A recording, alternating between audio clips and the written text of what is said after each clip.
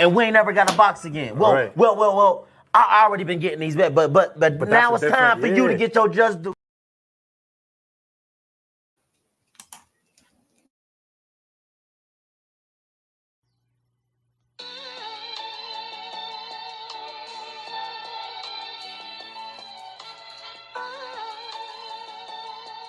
Yeah, you know the deal. We back again. Yo.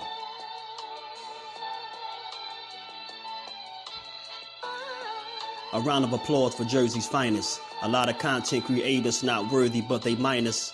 They get offended and start singing like the whiners. Talking like they tough, but it's only screaming and whining. My homie Just Do is the cat you don't come to. Your squad get run through. By the time you come to, you duck food. You suckers talk tough on the internet, revealing all your threats. Now we got you trapped in the net. Just Do be on this grind, y'all better hustle up. You deadlifted 90 pounds, we doing muscle ups. There's really no comparison. His voice sound like a derringer. Throwing a towel, it's just embarrassing. My dog Just very philosophical and psychological, and he mixed it all with good boxing news. These YouTubers feel like Bishop, I guess they got the juice, but it's lonely at the top to Just to feel like child abuse. Be respectful, he don't want to talk wild and loose. If you can't relate, you get dismissed like a mild dispute. These weird cats would tell lies that they hide the truth. Why beyond views? You lose your life when you collide with Do. It's Just Do Boxing. All you cowards quit jocking. Kirk is official with no other options. Yeah.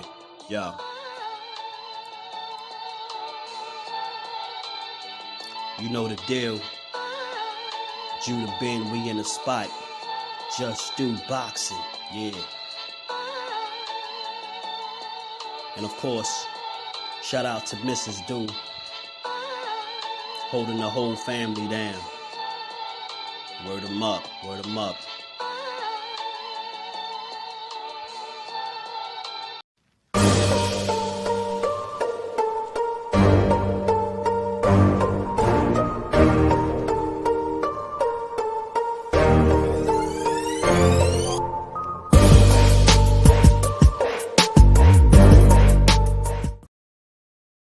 What's good? What's good? Salute to the family on this good Tuesday. We back to get boxing is Just Do. How we always do. If y'all catch this on the playback, you know it. Smash the like button, subscribe to the channel, turn your notifications on, all that good stuff. All that good stuff.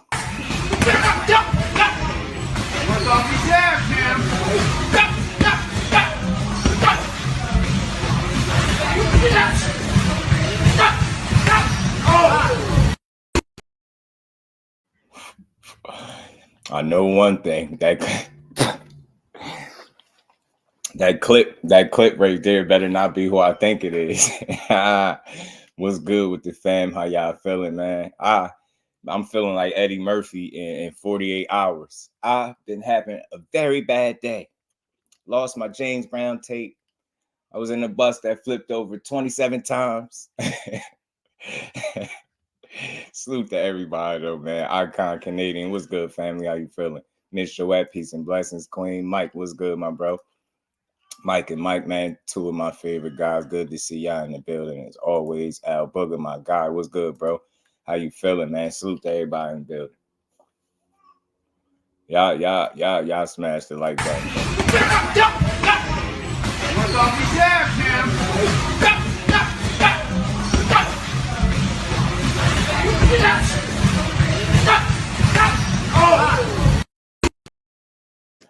I don't know who Tank almost punched out the ring. I don't know who Tank almost punched out the ring right there, but it's funny. It's funny. Salute to the Rise podcast. My guy Senior dropping that exclusive. I don't know who it is, but I'll just let people make of it what they will. How y'all feeling, man? It's fight week. Like I said, man, we're going to be building around this fight like I always do. Whenever it's a good fight, we got a good fight week.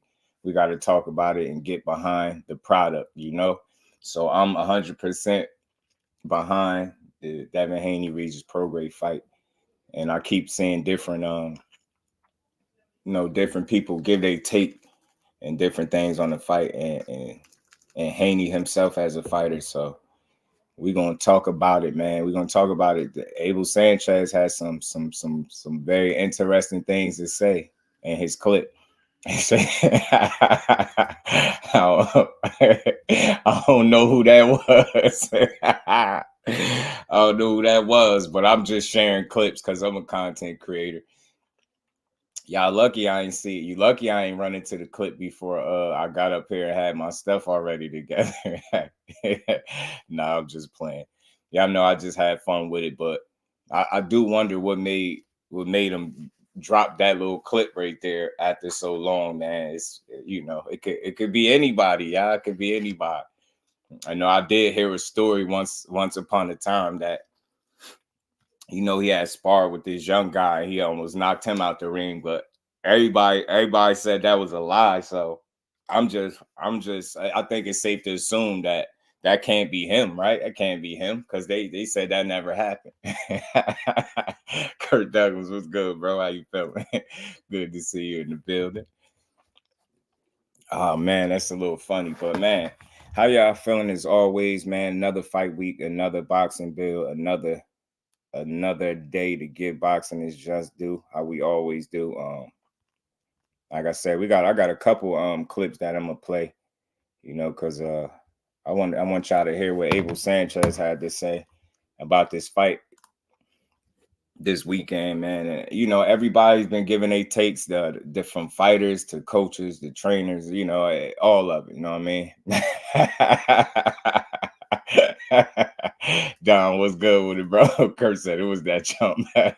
I'm just Limes, what it do, my guy? Good to see you in the building. Don, what it do, my guy? Channel member, good to see you in the building. Salute to the channel members. Al Booger, Miss Joette, Mike Kirkland. Appreciate all y'all, man. Yeah, I don't know who it was. I'm just sharing this because I seen this on the rise, and being that those like family, I'm pretty sure they don't have no problem with me just sharing this clip. I don't know who it is, I'm just got crazy. What's off your jab, man?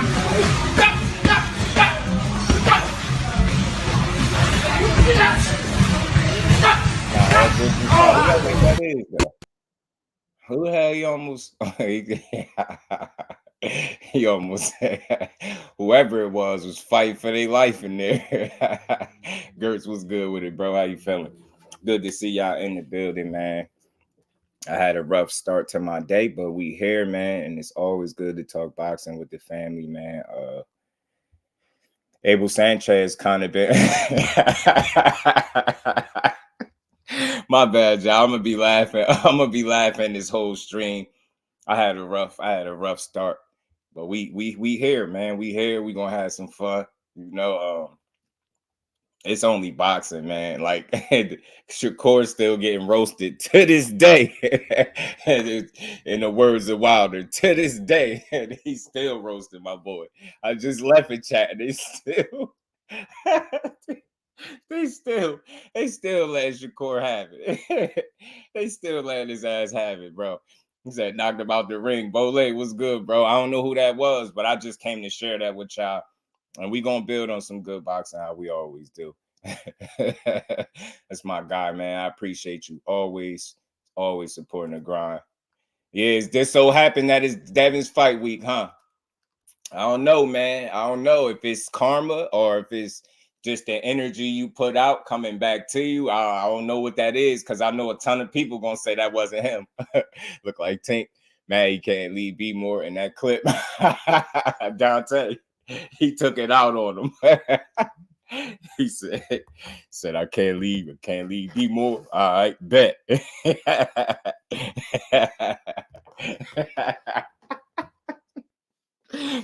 Oh man, yo. Tank, man. Tank be punching people with bad intentions, bro. He be trying to punch your soul out. He be trying to shake your brain inside your head, bro. I'm trying to tell you, he be trying to shake your brain, yo. Man, that's a one-way trip to Concussionville, bro. I swear, fucking messing with Tank, that is Concussionville written all over it, bro.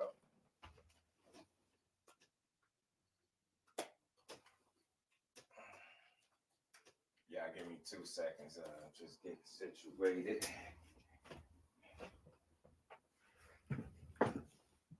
What the hell, bro? What is this? Oh man, he said she always come back on you. JusDueBoxing, my guy. What's good with it, bro? Good to see you in the building. Nah, you ain't missed nothing. What you this clip? Nah, you ain't missed nothing. What's off your jab, Jim?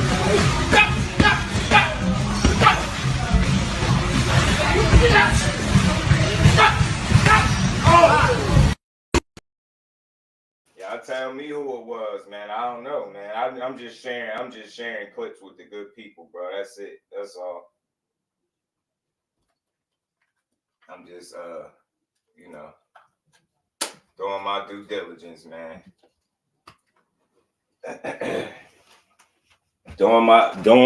I'm just doing my due diligence, y'all. Nah, that's funny though. The timing of it couldn't be funnier though. It is a good point though, Miss Joette. That Devin's fight week, and then that clip just comes surfacing. I mean, only thing I could think of is the time that you know, Tank was about to fight Hector Garcia, and that sparring footage had got leaked. So I guess it's all fair and love and war, right? And that's all that is at the end of the day. It's just a little love and war. He said that was that jump that. Yeah, I don't know, man. I gotta let the people decide. People ain't gonna be coming for my head, man. The Haney hive gonna be stinging today, bro. They gonna be stinging today. Haney hive gonna be on it, bro. They gonna be on top of it. Wait till they see. Salute to my bro, Kirk Douglas and that Cash App, always supporting the grind, man. Much love and appreciation, bro. And we ain't never got a box again. Well, right. well. I already been getting these bets, but now it's time for you to get your just do.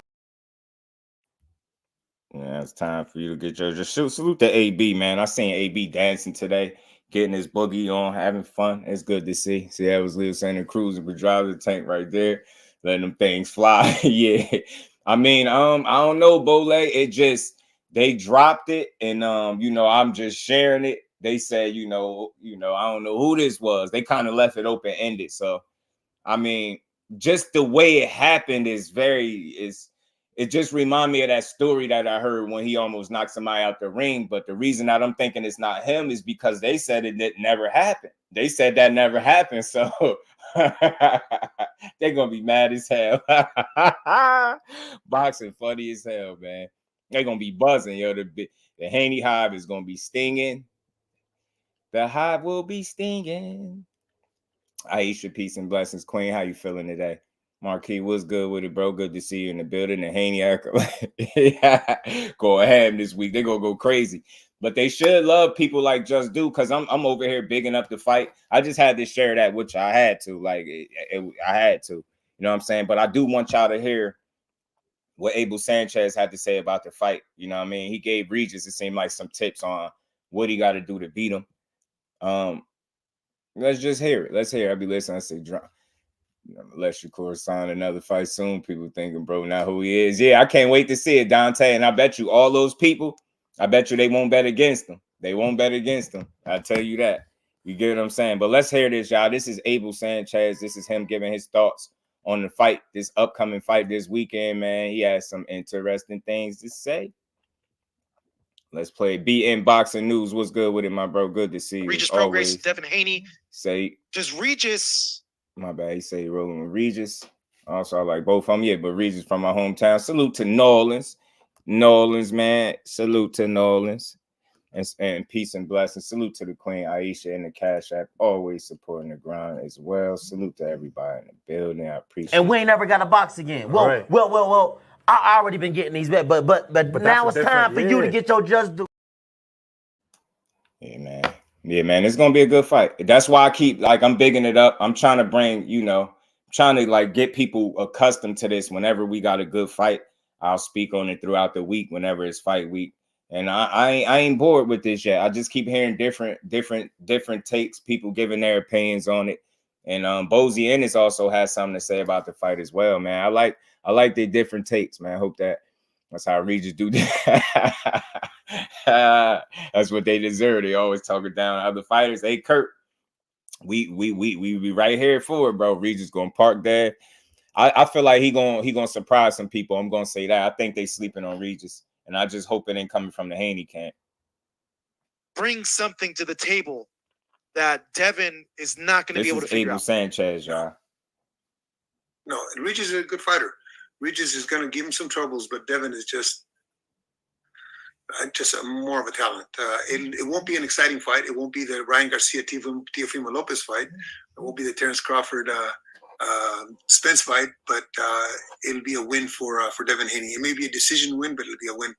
I'd say 16-12, 17-13. He'll coast to it just because of his talent. He's not going to take any chances. Pause it right there. Salute to my guy Mike in the Cash App, always supporting the grind as well. Much love. And we ain't never got to box again. Well. I already been getting these bets, but now it's time for you to get your just do. Salute to you, bro. Appreciate you, Mike. Man, so look, real quick, I had to stop it as he, he go along. Now that's interesting that he said that. A lot of people, different people feel differently about this fight. Some people feel like Dav is gonna get in this fight and he's gonna show a different layer, a different dimension, maybe a different game plan, something that he hasn't shown just yet. When Abel Sanchez broke it down, he feels like he gonna win a boring fight. And remember, I asked this question. It's the reason why I come back and have these conversations about these fights, bro. Y'all remember I said that, and I asked the question on the live. I said, can he win a dog fight, or is it just got to be a boxing match? And is it gonna be the kind of boxing match that people want, or are they gonna call it boring?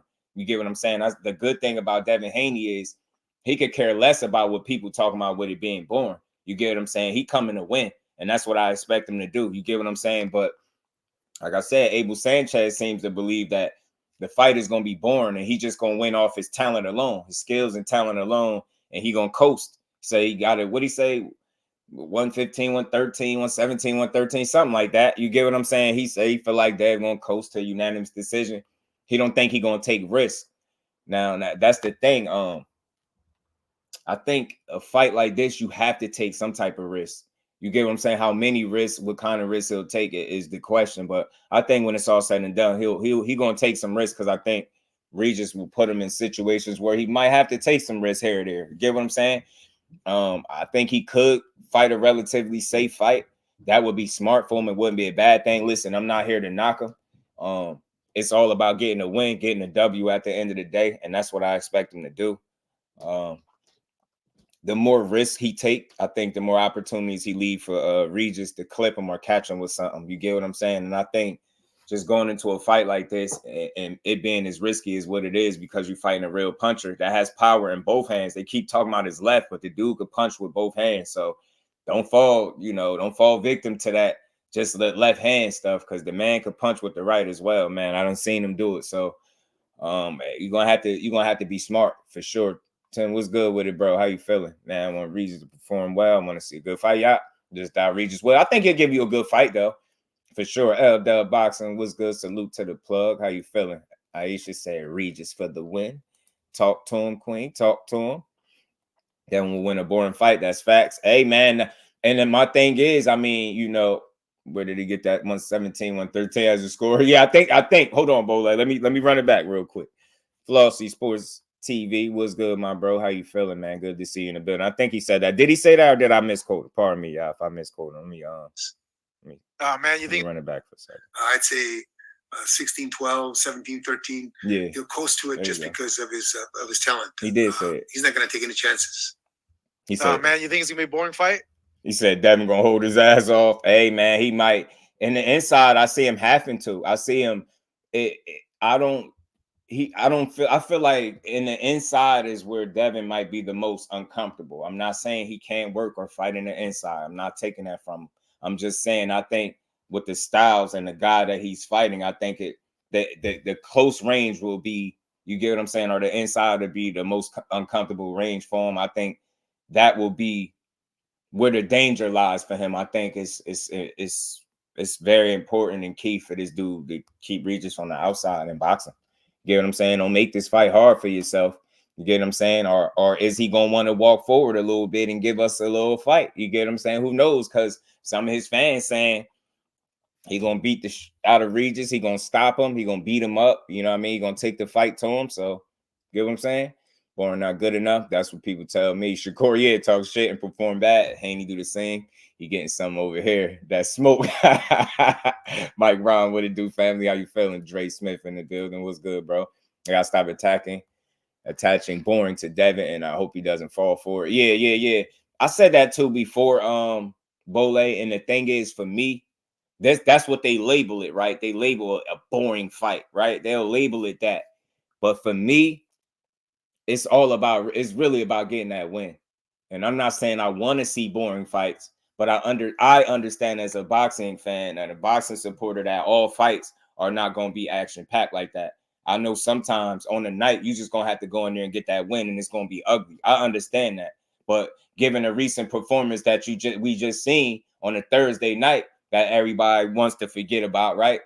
You don't know if that's enough, right? In this climate, is that enough? Like, me as a boxing fan, I can deal with a fight that's lacking some action, because I understand that sometimes you just gotta do what it do, man. And you gotta go in there and get that win, and you gotta make the most out of your situation in the fight that you in, right? But again, the climate is now, the current climate, man. People just don't respect you going in there having just a good fight. You get what I'm saying? Just getting a win is not enough. And I think when you're overly critical and you heavily critical of somebody else that just underwhelmed everybody, right? Quote unquote, put people to sleep. I think there might be a bit of a pressure to perform and definitely outperform him. Because think about it. Think about what I'm saying, y'all. You got some people that came in here and they right off the bat, they said, I bet you he land more than 60 punches. So again, is that going to be on his mind? Or are you going in there to outperform? You get what I'm saying? One of your potential opponents, or are you going in there to win? But if I had to take a guess, man, Devin Haney's a smart kid, very smart fighter, very disciplined. He's coming to win, bro. And I think he'll deal with the rest after the fact. You get what I'm saying? He'll cross the bridge, that boring bridge, when he get there. So they're going to keep calling him boring. I'm not going to be a heavy advocate of that, but I am going to keep it consistent, because people got to be careful when they slander another fighter, and they got another guy that you rock with coming up. You better hope he go out there and put on a master class, because anything less than, he going to be scrutinized just like the last guy. I'm going to bring out the clinch counter. Like, hell, you don't clinch all fight. Yeah, I don't think Regis going to accept them clinches. I hope not. Devin versus Long was interesting, and Cambos was outmatched. I didn't feel bored. I didn't either, yeah. I wasn't bored, Bole. I wasn't bored. And Jones, what it do, family? How you feeling, bro? We about to see the Hitchins really made up. Jack Carroll's very technical. Should be a good fight. Yeah, I got Hitchins beat him relatively convincingly, too. I just think Hitchins is better than him everywhere. I really do. I think that high, Hitchins. That's why I'm going that route with it. I don't think this gonna be his toughest fight. I think there's just a little hiccup, little bump in the road to get him one step closer to where he's trying to get to a title. And what's exciting about that matchup is the possibility, or the fact that they're saying a title eliminator, and hopefully they do order. Hopefully everything go according to plan, so we can see that fight and move forward. Because I love to see somebody that I think is talented as Hitchins fight as SUBRIEL MATHIAS, man. That'd be crazy. I mean, people ain't knocking down that dude's door at all, man. At all. But yeah, I try not to call a kid boring, but we're gonna finish playing this. Again, this is Abel Sanchez thoughts. We want to see why somebody get hurt. And then after they get hurt, the fan says, oh, I hope he's okay. I hope he's not hurt. But that's what you wanted to see. You wanted to see somebody get killed. So if you two boring fighters are not going to, that's why I say all about Charlo. Charlo tried. Benavidez tried. Benavidez Jr. was good with it, bro. Tried.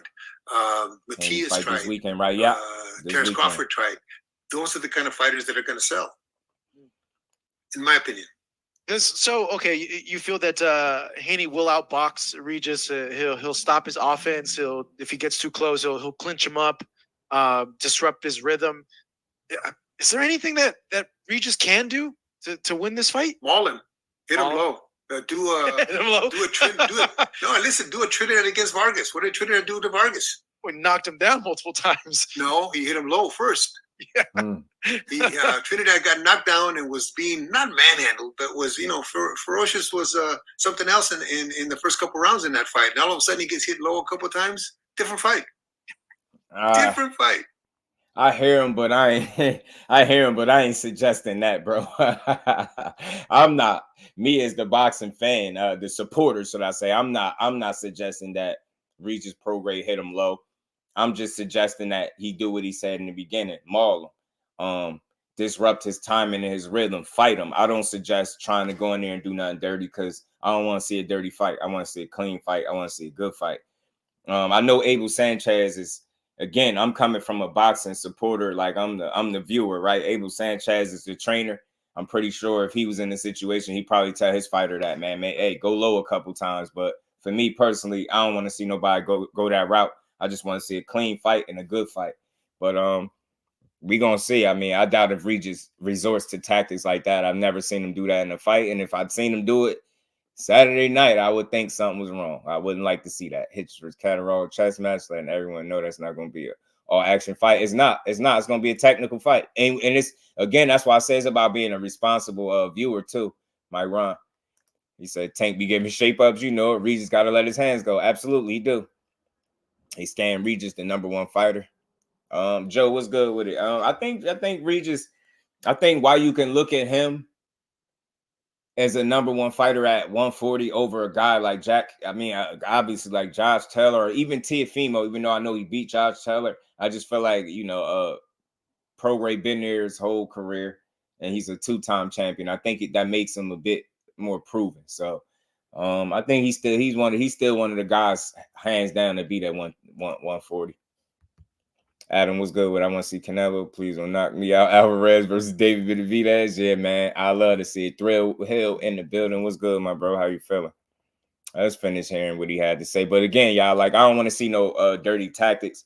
I know he coming from a different point of view, a coach, a trainer. Maybe you tell your fighter that and you deal with the consequences. But me, as a guy that's just watching a fight, I just want to see two dudes go in there and the best man win. You know what I mean? A clean fight, though. Different fight. Oh man, hey, you got to him in the nuts, bro. Come on. No. I'm just saying you got to maul him. You gotta disrupt this rhythm. You got to piece him off. Yeah. I'm not saying to foul him. That's what I'm saying. You just got to disrupt his rhythm. Make sure that you're doing things that he doesn't expect. You can't just be an ordinary fighter. Not against a Haney. Haney's gonna have to be bothered mentally. Right. It's going to be difficult to match him in skill because he's a very skilled fighter. But if you maul him, if you disrupt his rhythm, if you mess with his head, talk to him inside, you know, you have to do things that are going to be effective to benefit you. Mm-hmm. Yeah, one thing though. I think so too. Basically, I think in a nutshell, man, what Abel is saying, you got to make him uncomfortable. You got to present a different level of challenge than what's been in front of him, right? I think that's not going to work. He has gained some experience over the last few fights, whether people want to give him his credit or not. He has. So I think it's important for Regis to definitely present a different kind of pressure. I think it's something different from what he's been used to. And I think that's where he can have success at. If you can disrupt his timing and rhythm, make him uncomfortable, kind of maul him, and again, make it a physical fight.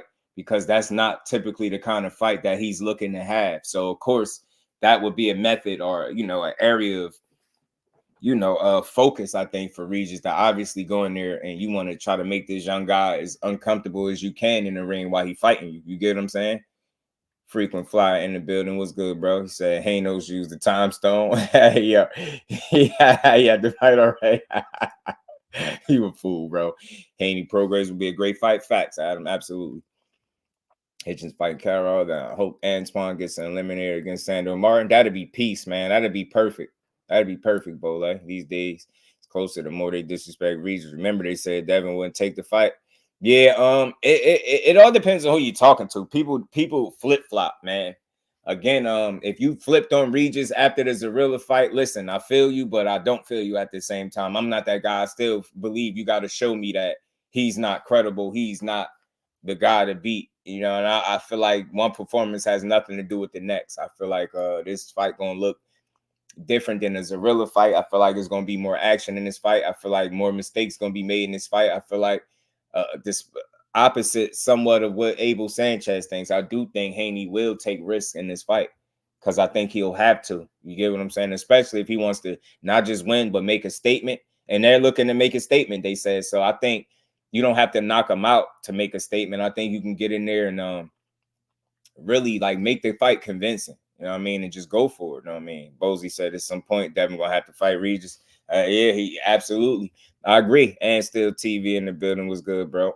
Devin said Devin doesn't have the patience to not engage at all. Yeah, he gonna have to engage though. You get what I'm saying? I don't think you could just sit out there like that and just a jab alone. I think you're gonna have to go in your toolbox a little bit more than that. And I think that's what's gonna make for a good fight. Mr. West said, I don't think Devin got the balls to sit in the pocket and fight him. You know what? I think it's more so he got too much brains to stand in the pocket and fight him, right? If that makes sense, right? I think he's just too smart to do that. And simply because I think it's an advantageous situation for Regis if you're in the pocket trying to stand with him. And I think you give your opponent too many opportunities to be successful and land the kind of shot that he looking to land. I think you being smart and having the brains will get you through this fight. I think if you go in there and try to, maul him and bad, I don't think that's gonna work. I think that'd be bad for him. Devin sure you can be frustrated in the Loma fight. A dog not holler in a fight for nothing. Oh yeah. For sure. Don't holler for nothing. Yeah, I got you. Devin doesn't have the patience. True indeed. Jonathan was good with it, bro. Was good, John. What's up with it, man? He said just the water walker fights this week. That's funny. They're not scared of no fire with anyone. No, I don't think he's scared, but I think he's very smart. And being smart, that doesn't allow him to do things that people would consider brave. Sometimes it be what people consider brave or having balls. I think he considers being stupid. You get what I'm saying? So again, it'll be moments where I think he's forced to mix it up because I think that's just kind of fight is going to be. But all that standing in the pocket and fighting Regis, that's a no-go. That you could throw that out the window. Probably going to take risks too. He knows Haney ain't got much power. He got to take risks. He got to take more risks than Haney, Adam, to win the fight. He got to take more risks than Haney. Haney could try to, again, rely on his natural skill and talent and box from the outside and try to make the fight difficult like that. You know what I mean? And people might call it boring, but it don't matter if you get the win. Then I started with Regis because Regis get one off. Yeah, man. One of them wrong ones, man. It's gonna change the fight. Davis Border Walker just yeah, I like some of y'all. Y'all love y'all some damn Haney, man. So you're saying it's gonna be a Cam versus first fight all over again? Miss Joette, it's a real possibility. It's a real possibility. It could be that type of fight. It could be that type of fight in terms of like strategy and game plan. Boxing and stay long, keep him on the outside. Know what I mean? Cage on a straight right hand. I used to say he should be scared. Damn, Hitchins versus CATTERALL for the IBF win. This is what Eddie Hearn had spoke on, man. I had seen something with Eddie Hearn, man. Talking about it. So listen, I just want to see if I think it'd be a good fight for Richardson Hitchins. I think he beats CATTERALL. I'm not even gonna play. He said winner gets to fight Jason Voorhees. Hey, bro is a damn Jason Voorhees type guy, ain't he? Let's finish playing this, y'all. Let's see what else Abel had to say, man. It ain't that long either. So yeah, bro. Effective to benefit you. Yeah, one thing though, despite the criticism towards his style, Devin's style, John, you funny, bro. I feel like out of everyone, he's challenged himself the most in the last year and a half, 2 years with the matches that he's had. Yeah, but are the matches something that you're going to write home about? Are the matches, are his performances something that you're going to say, wow, I don't care if it's $150, I'm going to buy that pay-per-view. Hey, but he's still got the dubs, and Yeah, he's there the you only go, one that's Marcus. taking these challenges. Vegas. Honestly, like he's not showing a safety first attitude towards these fights. He's not hurting somebody. He's not knocking anybody out. He's not dropping them. He's not. Maybe he's too much of a nice guy.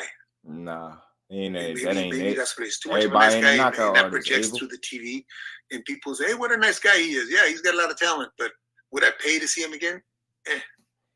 See, that's the only thing, man. I don't like when they go that route with it. I don't like that because we got to get behind all styles of boxing. It's called boxing, not knockouts. It's not knockout kings. Like, yeah, we get it, knockout sell, but we also get how many people are not knockout artists. Do that mean we just disregard all their performances and don't get behind them and support them? So listen, maybe again, I'm not big on disagreeing because I'm an adult, man. He can have his opinion, but maybe that's coming from a guy that trained a Gennady Golovkin, a guy that was considered and built as this knockout artist. So maybe, you know, in his mind, you get what I'm saying? He feel like everybody got to be this Gennady Golovkin, but I don't feel like that, bro. I feel like the problem with boxing is when you see his style, if it's not a knockout artist, you knock it. I think that's weak, because what about the sweet science? Yeah, knockout sell, but we not casuals. And I don't expect Abel Sanchez to have a casual state of mind. Like you're gonna see fights go the distance. You're gonna see people get their asses outboxed. You're gonna see fights that just ain't the most entertaining, but it's boxing, bro.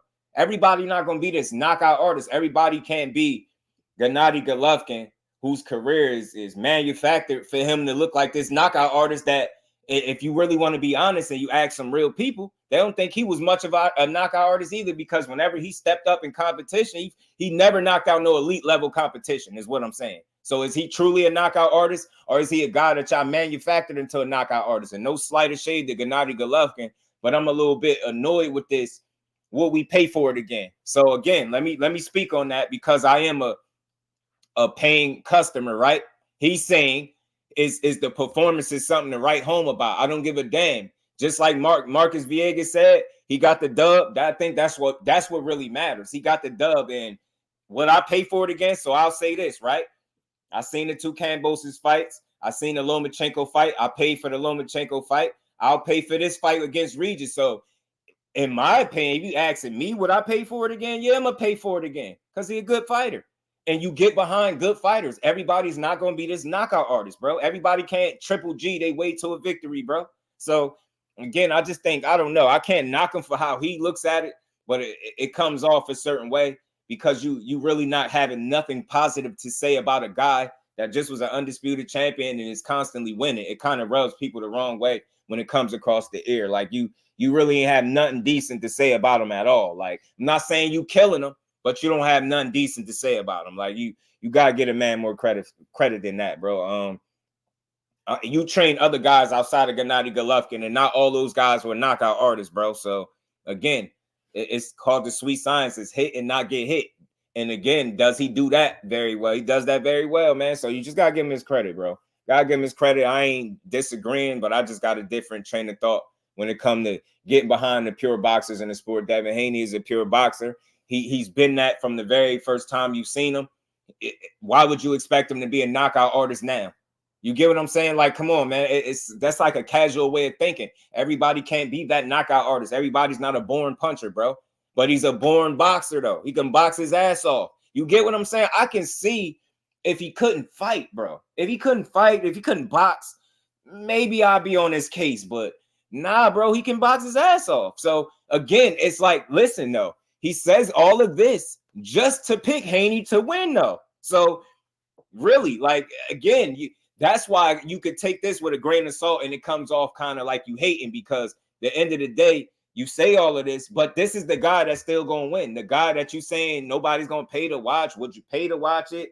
I mean, I don't know, man. I don't know. I would pay again, though. I would pay again. I paid the last time. I'm going to pay again, bro. So that's what it is with me.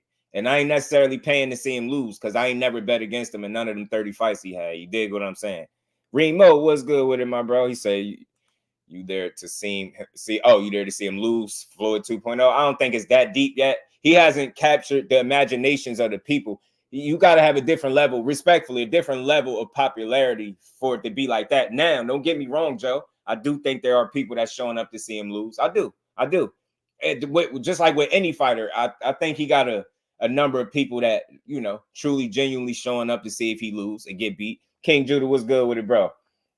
They're going to beat up right before people say Regis. But nah, man, Regis, that guy. You came to the right channel, King Judah. Regis only loss to this day is against Josh Taylor, which was a closely, you know, fought match that I rescored it for Regis 7-5. Regis is that guy, man. Until somebody show me that he not. Now, look, Devin Haney got an opportunity to change my mind on maybe what I think of Regis. But up until this point, nah, with that one close disputed loss, bro, very close contested loss, he's that guy, man. The winner of this fight, December 9th, is getting their credit. They're going to get their just due, at least from me. I can't tell you what everybody else going to do, right? But y'all know I'm going to get a man's credit. Abel thinks this is fight night. Yeah, right? You know what I'm saying? Boogie, he tripping, bro. Willie Pat. Now that's true. Every NFL game is not a shootout. That is true. That is true. Pat Bell, what it do, my bro? How you feeling? Y'all heard Regis having a hard time making weight. Have you heard that, Just? I heard some stuff frequent. I've been hearing some stuff, but I think some of it might be late news. I think he's gotten that under control. I could ask, somebody to get the 411 on that for sure. Ashley's corner, what's good, cuzzo? How you feeling, man? Appreciate you stopping through. I've been training at work, but man, appreciate you, cuzzo. Don't work too hard over there. And everybody Cambosis fight. Yeah, I don't ever want to see him fight. Rain of peace and blessings, Queen. How you feeling? We appreciate you, Mike Kirkland, my bro, always supporting the grind. Much love and appreciate him for sure. Bill and Devin hater and Regis embarrassed Devin is too much bullshit from them. Mike said, I'm for sure a hater, man. And we ain't never got a box again. Well, I already been getting these back, but now it's time for you to get your just due. Salute to my bro Mike, man. Appreciate you. It's all good, man. I don't think you're a hater. I just think you don't bite your tongue about who you think is gonna win or who you want to win. I don't think that make you a hater. Because I don't hear you in here knocking him every time he accomplished something. When he win, I don't hear you knocking him. Like, you get what I'm saying? I hear you able to still give credit where it's due, but still have your opinion. You get what I'm saying? So I don't think you're a hater. P. Hunter, what's good with it, fam? As many styles as Abel knows this. Yeah, the issue with that is he hasn't gone through a phase of battering people. Yeah, Floyd versus Judah, Canelo. Cotto was a boxing clinic, but full of action. Yeah, true. And some could say, bro, with him I think he just hit 25, right? He just turned 25. Some could say, man, he still got a lot of his career ahead of him, man. So you just you never know. You never know, man. The Casanova pugilist, he said, Haney is sweet science, boxing clinic. Shakur is the boring one. Hey, man, have your opinion. I just think they both display the sweet science. If you want to talk about Shakur's last fight, was that boring? I wasn't excited with the performance at all. I didn't like it, but I wasn't bored out of my mind. But I was left like wanting to see so much more from him. But he's still gonna catch the flack right now. But again, you got to be careful with the boring phrase because Abel Sanchez seems to think Devin Haney is boring. Now I'm up here putting up a fight that's not the case. You get what I'm saying? It's not the case. I don't think these dudes are boring. I just think you go into, if you're going into a Devin Haney fight knowing that this guy is a pure boxer, why are you expecting a knockout? You understand that it's boxing and a knockout can happen at any time, but you don't put that into the minds of the people like, hey man, he ain't hurting nobody, he ain't knocking nobody out, but he's winning though. But he's winning. That's the part that tripped me out. He's winning. And that's what the interviewer said to him. He like, yo, but he got the dubs though. He like, yo, he's winning. And he like, but yeah, he's not hurting nobody. He's not knocking nobody out. I mean, Triple G knockout slowed down too, bro. Once he stopped fighting them middle of the pack type guys, his knockout slowed down too. So what we talking about? You get what I'm saying? Don't make it seem like the kid don't got no knockouts. I understand it wasn't against elite level opposition, but he's not a knockout artist, bro. So that's my only pushback on that. He's not a knockout artist.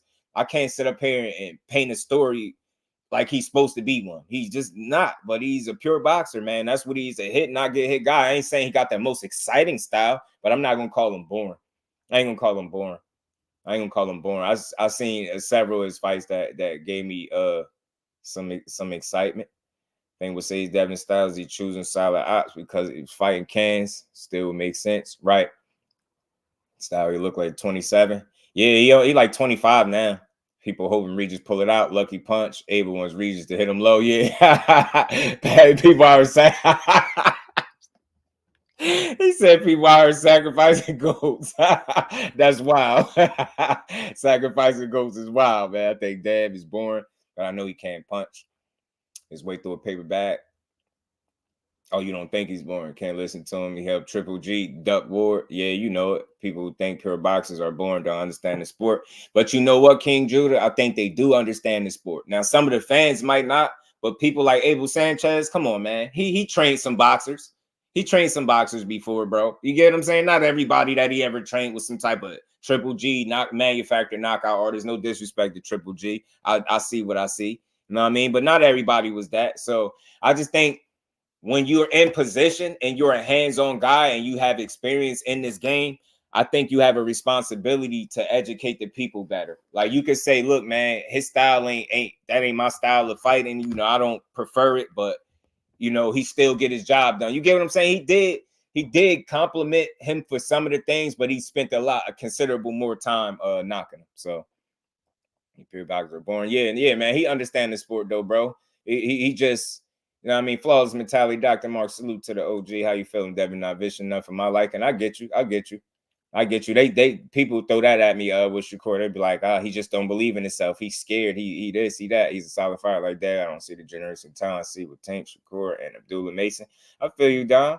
I feel you. I think Abel might not know how to train a pure boxer and appreciates aggressive inside fighters more. You get what I'm saying? I think what you hear, King Judah, I think you hear his preference, bro. I think you hear what his preference is. And it's bleeding into his assessment. And I'm not saying that he's off here with his assessment. He can have his opinion, but I just think the expectation level shouldn't be knockout with Haney or any pure boxer, right? Knockouts, are a part of it. What do you got about a 50% KO ratio, man? I've seen a lot worse, bro. I've seen a lot worse. I mean, Paulie didn't have no problem making money and getting fights. And that man has 6 knockouts, and I never seen not one of them. So, again, everybody's just not going to be this knockout guy. That's all. You know what I mean? Just like Robert Garcia, they talked on pure boxers, but pick them to win. Facts, bro. Facts, T. Facts, bro. Facts. 100%. Let's finish playing this. It's toward the end, y'all. Yeah, he's got a lot of talent, but would I pay to see him again? I don't know. Pay to see him again. Yeah, some people, I was just hearing it today, like people question if either of them got dog in you. While we talking about this, I'm going to be playing some of these clips, man, because it's interesting what we say and what we think and hear and what some of these people around the boxing circles are saying, but everybody has an opinion, you know what I mean? Deonta said Paulie had the complexion for the protection. True, he did, but you know what? He got in there for a guy that didn't have a ton of power, and he fought back. You get what I'm saying? He always fought back. He ain't always win, but he always fought back. A female fight because of his issues, because of his problems. That kind of helps him in the ring. Garner views because of the issues. Right. You know, people feel sorry for him because he's going through what he's going through. Gervonta Davis, the same thing. You know, just that jail time didn't do him no harm, or that those arrests, and he can back it up inside the ring. Shakur is such a nice kid that is he doing what Matthias did to Ergashoff, or what David did to 200 in the 4th round, where his eyes went back into the back of his head? No, he's not doing that. So people don't want to. The casual boxing fan, that's not what they want to see. They want to be entertained. Hey man, y'all peep. Y'all notice how whenever somebody throw out some BS and they know they shitting on boxing, they try to throw it on the casual fan base. You notice that? You notice how he spent the last several minutes setting the table, basically giving us his preference of what he prefer, and then he tried to throw, the casual audience is not going to pay for this. Shut up, bro. Shut up. Because I think you might be wrong, bro. I'm not against free TV fights, bro. I'm not against free TV fights. What the hell are you talking about? I just seen the guy sell out his last 3 or 4 fights. What the hell you mean people ain't paying for it? Goofy, you ain't paying for it. Your ass ain't paying for it. Listen, man, as a content creator, as a real supporter of this sport, every style is not my favorite, but I respect them all because they all serve a purpose, bro. Pure boxers need to be respected just as much as the knockout artists, man. Like, I don't know, man. I just don't know. And a lot of times he talking this shit about sales, and I get it, man, but it's not all about that with me, because I'm for the free TV fights, bro. Give me the free TV fights over these pay-per-view fights that y'all, wringing us dry for. You know what I mean? We coming out of our pocket. I'm tired of coming out of my pocket. So give me more free TV fights. I don't know what the hell you talking about. And I'll pay for them in person too. I don't know what he talking about, bro. I just don't. I don't know. I feel like when you as knowledgeable as a trainer like this dude, you should speak a different way. I don't know. I can't tell him how to speak. It's his opinion, but man, damn that. You just shitted on all pure boxers, bro. You shitting on all pure boxers. Shakur too nice, Devin Haney too nice. They're not punchers, bro. What the hell could they do about that? They're not punchers. Was Andre Ward a knockout artist? He did just fine, bro. I don't know, man. I appreciate the sweet science just as much as I appreciate a good knockout, bro. I do. Because they all serve a purpose. Everybody's not a knockout artist and everybody's not a pure boxer. It's different strokes with different folks, man. Everybody can't just be that Tank Davis. Everybody can't be a Deontay Wilder. Everybody can't be manufactured like Triple G, bro. Tired of you. You don't get to talk crazy about some of the best talents in boxing because they're not knockout artists. You bogus and you irresponsible as hell with your assessment, bro. Just say you don't prefer pure boxers. Casual fan, in your opinion, don't prefer the pure boxer. But to try to shit on them as a whole and say they can't make no money because they're not knocking everybody out, bullshit, man. Miss me with that, man. Devin Haney, man, go out there and box your ass off. If you want to be a pure boxer, go out there and do it. Regis Prograis, if you're going to be a mauler or a fighter, man, go out there and do it. If you're going to be an in-shape, trained street fighter, go out there and do it. Shakur, if you're going to be a nice guy, man, go out there and do it. If you're going to be a pure boxer, hit and get hit and be one of the best in the game at it ever, man, do it. You do what's best for you and your career, man. I expect every boxer that I watch to do what's best for them and their career, man. Trying to do what's best for people at home and get you knocked out because you got idiots, and I have to call them that. You got idiots like this just shitting on pure boxers like they have no place in the sport. You bogus as hell, man. Everybody is not a knockout artist. You don't see a knockout in every fight. What about the knockout artist that was Triple G that as soon as he stepped it up in level, all his knockouts slowed down? You name me one elite fighter Triple G knocked out. Come on, man. Because again, they'll say Haney got 15 knockouts, right? And I do this for boxing. Y'all say he got 15 knockouts against nobodies. Well, who the hell did Triple G knock out that he wasn't supposed to knock out, that he wasn't picked to knock out? Because when he stepped it up in level, them knockouts was few and far in between. I didn't see no more of them. The last few fights I seen is ain't getting no knockouts, man. Get out of here, man. We gotta support the pure boxer at all costs, bro. And just as much as the knockout artist. So what about when you see a knockout artist get in a fight with a pure boxer and get his ass outboxed because he can't land that punch? Come on, man. You sound irresponsible, bro. You sound irresponsible, man. If you had so much confidence in your knockout artist, Gennady Golovkin, you should have influenced or encouraged him to take that Andre Ward fight them years ago. Bogus ass dude. You get what I'm saying? The same type of guy he's shitting on, it's the same style of fighter that his number one guy, the one that put him on the mat, Triple G, wanted nothing to do with an Andre Ward. So miss me with that knockout artist bullshit. Miss me with it, bro. Miss me with it. I'll take me a pure boxer any day of the week, bro. Any day of the week, bro. I grew up with the Floyd era. I appreciated every fight he gave me, knockouts and decisions alike, bro. I don't know what he talking about. Key Alexandria, salute, Queen. Appreciate you pulling up. And curse like that. You get what I'm saying? That's just Abel Sanchez. The Chop Shop is in the building. What's going on, bro? Hen Dog, what's going on, family? I think so too, yo. I think so too, Hen Dog. I do. The day pure boxers are no longer in the sport or the art form is lost. Yeah, because they feel they had to trade punches to entertain fans. The day I stopped watching the sport, I'm telling you, bro. Everybody just can't. Everybody don't want a concussion, bro. Everybody don't want a concussion, Abel Sanchez, bro. I want to see this knockout artist, Gennady Golovkin, knock out an actual guy that we didn't already know he was going to knock out. That's what I want to see. Because he ain't knock out Danny Jacobs. He damn sure ain't knock out Canelo Alvarez. I mean, you just name him, bro. Name him. He ain't knock out everybody either. Miss me with that shit. Miss me with it. Miss me with it. That's what he got against pure boxers. That's what he got. Because he knew his number one guy wanted nothing to do with a pure boxer and Andre Ward. He was like, nah, he did Andre Ward too much for me. Andre Ward too much. He said, I haven't really seen one boring fight from Haney, just pure boxing clinics. Listen, man, I understand. I try to be transparent and honest. Are they going to be the most exciting fights in the world? No, but I feel like if you understand what Haney is as a fighter, you don't set unrealistic expectations, right? You don't look at him and say, he a pure boxer, but he better get a knockout. He better knock this dude out. Like, you don't do that. You see what he brings to the table. You understand his skill set. and you want to see if he went in his bag in the fight. That's all I want to see. Did he go in his bag? Because I know he got one, right? That's all I want to see. I ain't gonna say every fight is the most exciting in the world. I just sat through 12 rounds of defense and jabs. You get what I'm saying? And I wasn't crying a river about that. So I'm not about to cry if this guy come out here and fight with Abel Sanchez called a boring fight without taking chances. And I think he will take some chances. He just ain't going to take too many. You know what I mean? I don't think so. Triple G wanted nothing to do with Big SOG. Absolutely not. Remo said I'm play devil's advocate. Pure boxers, 9 punches on entertainment factor to the casual. He's right. Yeah.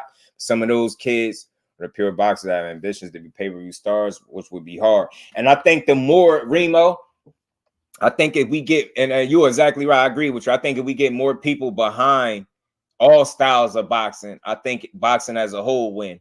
Like, I'm sick of hearing people, and he's not the only one to say this, so it's not personal, it's just a conversation. I'm sick of people saying this. He don't knock people out, so is he, would you pay for him?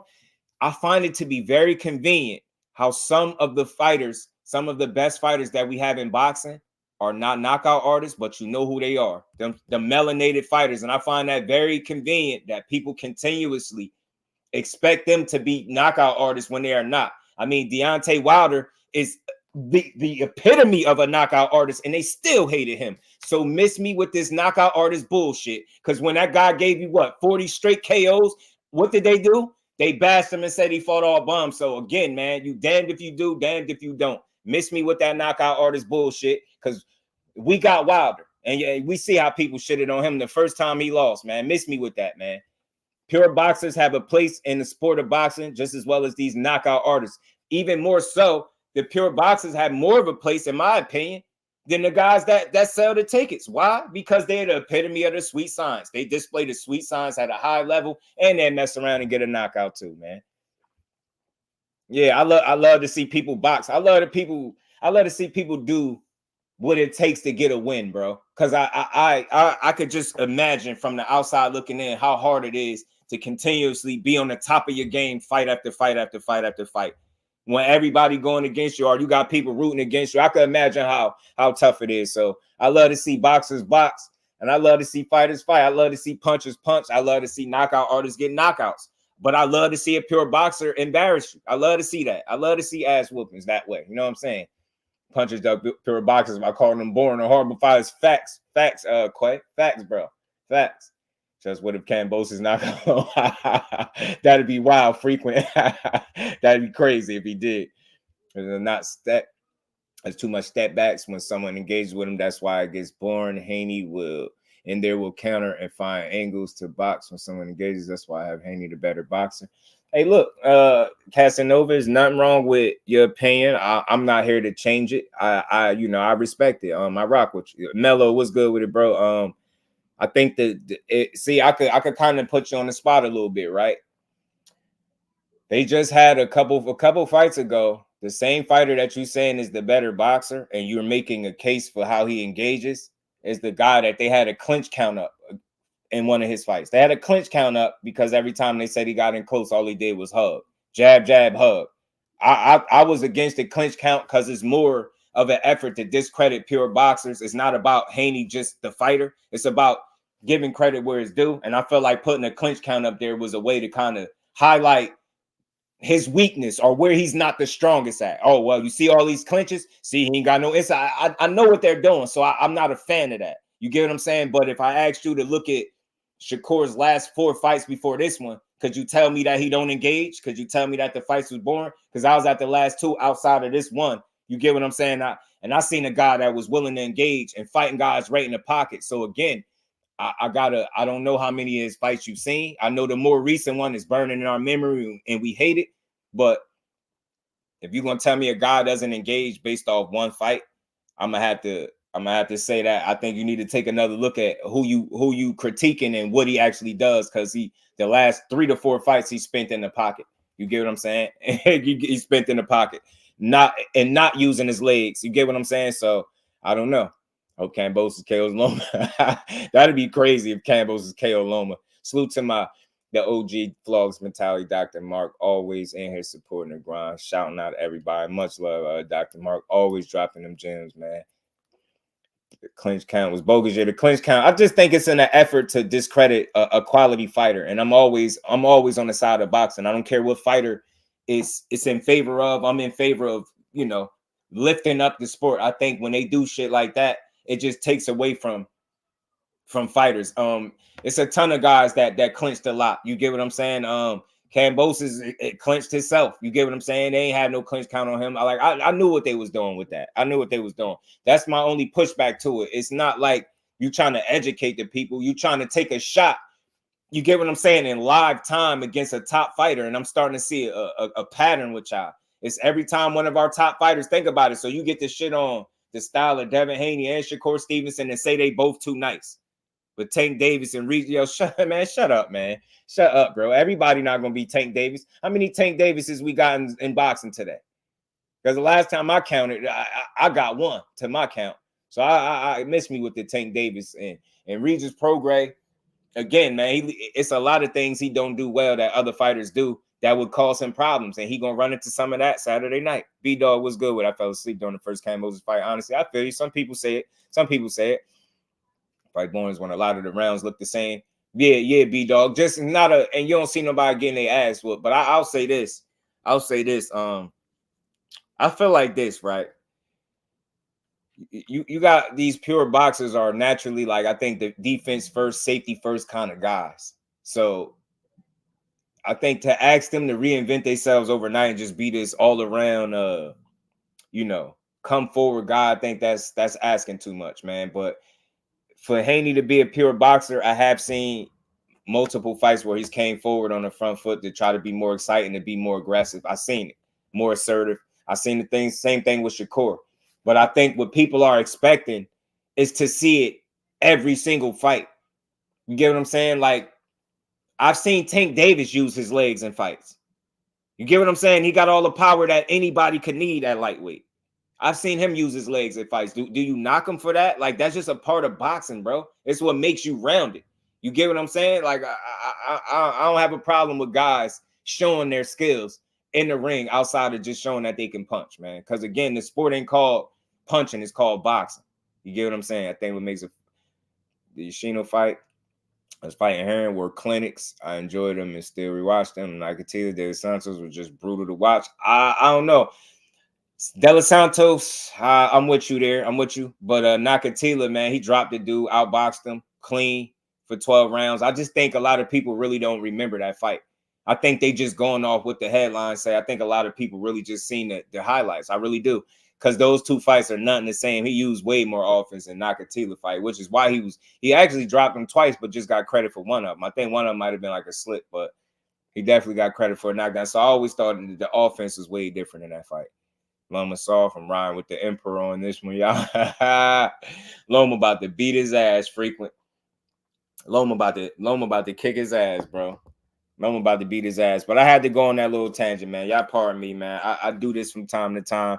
I just love to see boxing win, and I hate to see people take credit from guys that perform at a high level. And again, you know, outside of just critiquing one's performance or their style, you forget to mention that this guy is a winner in boxing. You get what I'm saying? You forget to mention that. Boxing fan, that's not what they want to see. They want to be entertained. To be fair, though, I'm entertained by seeing boxing performances have been really good performances. Unfortunately, you can do 10 great performances and one bad. And yeah, you're only as good as your last fight. Yes, you're only as good as your last fight. Yes, hey, BS, bullshit. I'm gonna call bullshit on that. I'm gonna just call like that you're only good as your last fight. I don't know who came up with that, but I'm not agreeing with that. If that was the case, right? If you was only as good as your last fight, then what would we had expect from Jermell Charlo when he rematched Tony Harrison? If he was only as good as the last time he was in the ring, what would have been the result? Would he would have knocked Tony Harrison out in the ring in a rematch? When he rematched Castaño, he had a draw in the first fight. He did several things wrong in that fight that led to the draw. If he was only as good as his last fight, would he have been any better in the rematch? Would he have got Castaño out of there in a rematch? So I don't agree with that. I think that's just some cliche stuff that people just say because it sounds good. Any given night, you can have a bad night. Anybody can have, especially in boxing. You can have a bad night and then you could turn around and have a good night. Didn't we see it with Teofimo? He had a shaky performance against, who was that? Sandor Martin. Then he get in there with Josh Taylor and beat the hell out of him. So miss me with that. You're only as good as your last one. That's almost like saying if you lost your last one, you can't do no better than that. That's foolish when you think about it. It's just something people say that because nobody questioned them on it. You only as good as your last one. That's bullshit. You can get better than your last one. And I've seen it several times over. The first Kambosos and Devin Haney fight, I felt like the second one was better than the first one. I felt like it had more action. I felt like he threw his hands more. I felt like he did more damage. I felt like he was a bit more mean in that fight, more assertive. So miss me with that. You're only as good as your last one. I think that's BS. I think that's nonsense, bro. Kambosos looked like he was on that front line in 300. He do frequent. The core problem people get is they mad that they don't see him. Which they, you know, see him take big shots, but we start getting hit. That would be a problem, right? Then they'd be talking about how his defense slipping, Dante. Then they'd be talking about how his defense slipping. That's just some cute stuff these dudes like to throw around. I think so too, Lons. I ain't with it. Does not have any. Yeah, I ain't having none of this Abel Sanchez talk today. I didn't know I was gonna turn up on him like that. Salute to Abel Sanchez. It's never personal. I don't like it. And we've seen too many great pure boxers that haven't been knockout artists, and I appreciated them all. You get what I'm saying? I get it. You try to throw the casual fan in there. The casual fan ain't gonna pay for this, man. They out here paying for the Misfits fights. I don't see why the hell they won't pay for a real boxing match. Miss me with that. A1 Hoop Zone, what's good with it, bro? How you feeling? Good to see you in the building. Abel still bitter. G left him. Yeah. Facts. He's salty. Still, he's searching for his next knockout artist, bro. You're only as good as your last fight. Yes, nah, you're only garbage. as good as your last fight. Garbage. That's the. But what a talent boxing. Just do calls garbage. Probably. There's one bad. Yeah, you're only as good as your last fight. Yes, you're only as good as your last fight. Yes, that's the. But what a talent boxing. Him and Haney are probably the top two talent-wise in that division. But are they the draws? Are they the guys that are gonna captivate the audience? Not so much. And see, and the problem with that is, I mean, speak for yourself. I'm not bored watching Shakur fight. I'm not bored watching Haney fight. I'm not bored watching pure boxers. Everybody is not going to be a big draw. You know why that's a bullshit ass argument? How many cash cows we got in boxing? How many cash cows do we got in boxing for real? You get what I'm trying to say? Everybody's not going to be a cash cow. So that don't mean you still can't make money. You get what I'm trying to say? You talking crazy, bro. I'm not with that, man. Listen, I love me a pure boxer that know how to go in there and win, bro. And win in an impressive fashion. I love it, bro. I'm not with him. I'm not with him on that one. I'm not with that. I ain't with it, bro. I ain't rocking with this. If they keep winning, and exactly, like these are winners have we're a talking signature about. win, Like they will get. Yeah, they will get. You know, imagine saying the two best. Imagine just not having really nothing good to say about who you call the two best talents, two of the best talents.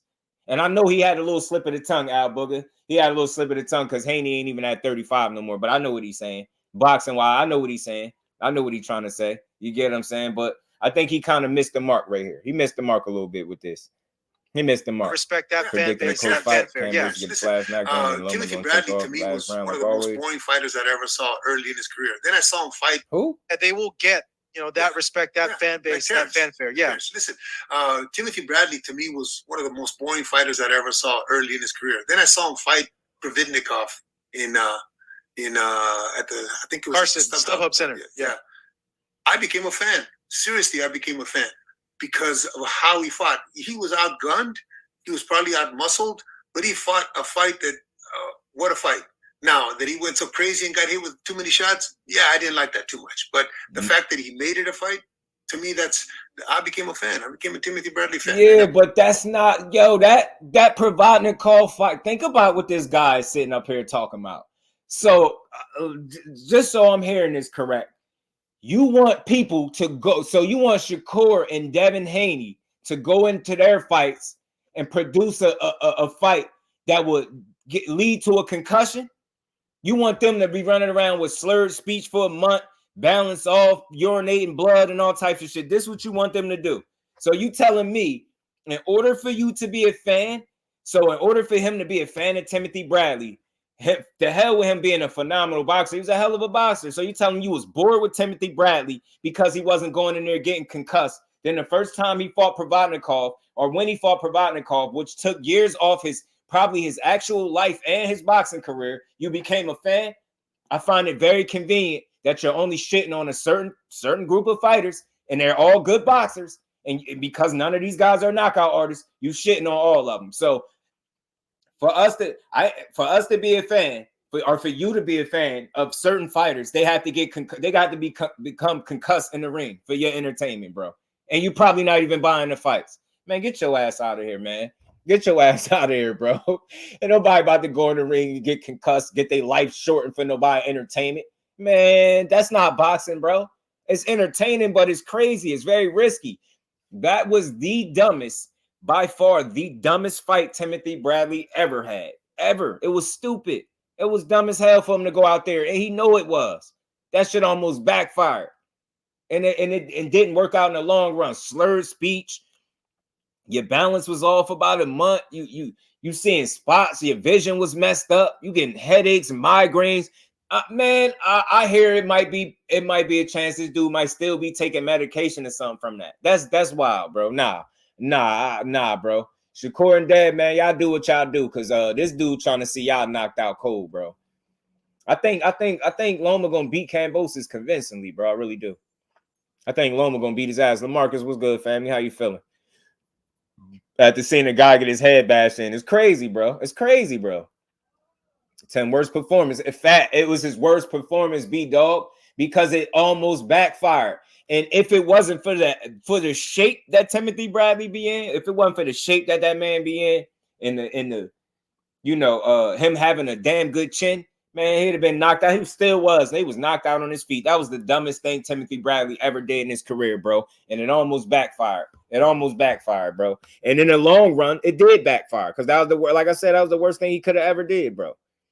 In order to entertain Abel, you gotta get your brains feeding. Right, you gotta become concussed, bro. Slurred speech. He wants you to urinate blood after the fight, bro. Or he ain't entertained, bro. He ain't having fun. You ain't hurt. You ain't bleeding. Abel ain't having fun. Let's see what else this fool had to say, man. But the fact that he made it a fight, to me, I became a fan. I became a Timothy Bradley fan, and I wasn't before.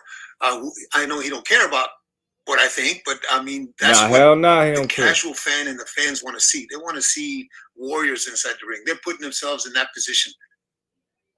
Good. And you know what? Look, I ain't no numbers guy. I'm not about to sit here and act like I know all the numbers as opposed to what money the casual fans bring in as opposed to what the diehard fans bring in. But let's stop talking boxing like the diehard fan don't matter. Like the diehard fans' money don't matter, because we'll pay for the big events. We'll pay for the smaller cards. We'll pay for the slept-on cards. You get what I'm saying? So again, I understand that the casual make up for a large percentage of boxing fans. But why we ain't never speaking about the diehard fan and how our money translate over into boxing? So fuck that, man. So the diehard fans, what we want don't matter enough, because we outnumbered.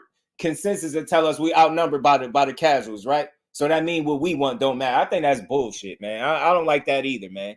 Diehard fans love real boxing, bro.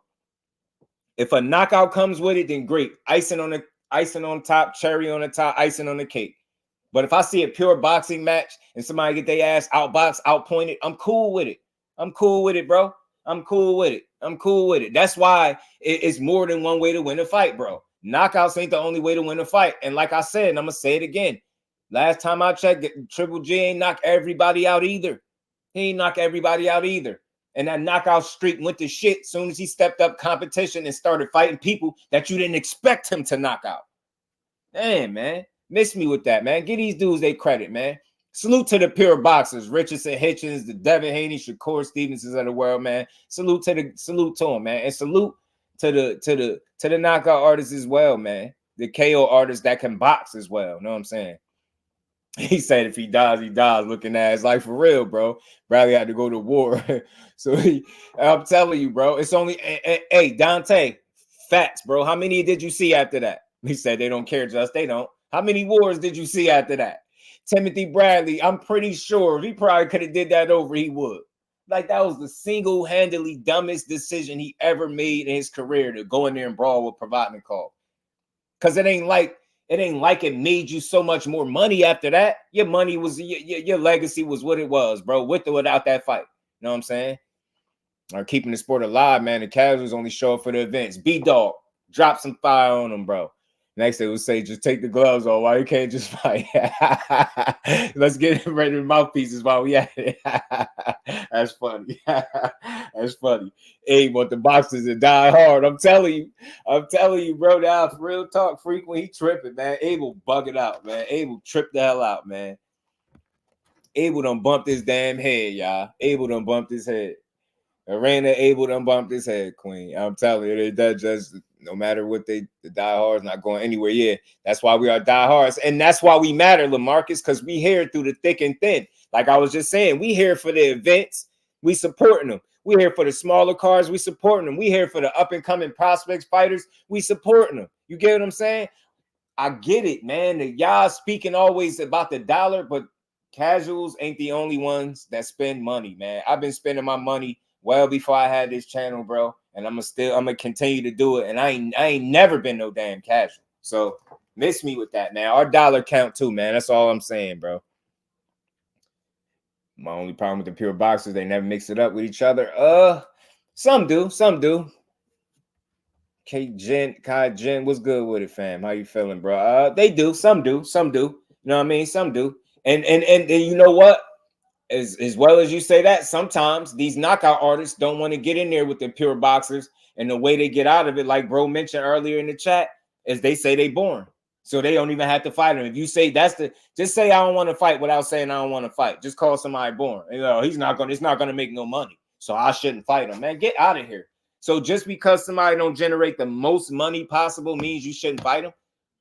But then you will sell us on legacy and that you fighting for legacy, man. These people don't know what they want, man. Abel Sanchez, man, I ain't rocking with them comments, bro. You tripped out. You tripped out on that one, man. I think he got to put some respect on the pure boxer's name, man. He got to. Good stuff. Hey, Abel, as always, great chatting with you. Great catching up. Thank you for reviewing the weekend of action that happened and the fights that are coming up in the next week or so. I'll touch base with you again as we come closer. Salute to Fight Hub always for the great work, man. Great work. Good build, good interview. Sound like Tank. I don't think he set his back, bro, because look, I'm gonna say this, like, and I ain't gotta rehash the whole thing. This is just my main reason for why I don't think he ducked and taking that money wouldn't it meant anything. If a guy shows you that he would never fight at a weight class again, you get what I'm trying to say? Like, who thinks that he'll ever fight at 135 again? So a lot of people say he turned down the contract and there was never no contract sent. People just be twisting the stories, man. Showing that you wanted to fight is enough for me as a fight fan. I'm a fair dude. Like, you saying no to an offer and then going to make people do their job, I respect that. Because I'm gonna put myself in some of y'all shoes. If Devin Haney is my guy that I vouch for every day, every conversation, every time his name get brought up, right? If my guy, if Shakur offered Devin Haney 25% and Devin Haney said no, and he was a 2-division champion, me being a real man, a boxing supporter, I will understand right off the rip what he's saying. Like, yo, what he accomplished, like, yo, you got to come better than that. Knowing that a mandatory split would be 70-30, right? So I don't see why. You get what I'm saying? Now, I say Devin Haney was the guy that went to the WBC to make them do their job. I would respect that move. I would say the reason he's doing that is because he wants the fight. But look how people logic don't make sense. Going that route should have meant that, yo, I don't want 25%, but I still want this fight. Can I get the fight? You get what I'm saying? I think if we just being real, unless you want to push a narrative, Devin Haney did nothing wrong. He can make whatever offer he want to offer, right? But Shakur not accepting the first thing thrown at you is not considered a duck. Him making the WBC do their job is letting everybody that got common sense know, look, I want this fight, but not at 25%. You get what I'm trying to say? So it's like, and then that's a new thing. Frequent. That's a new one. That they once I pay attention close to that situation, because whenever people emotions is involved, you bound to hear a narrative, right? So first frequent, they were saying he wasn't even gonna go that route.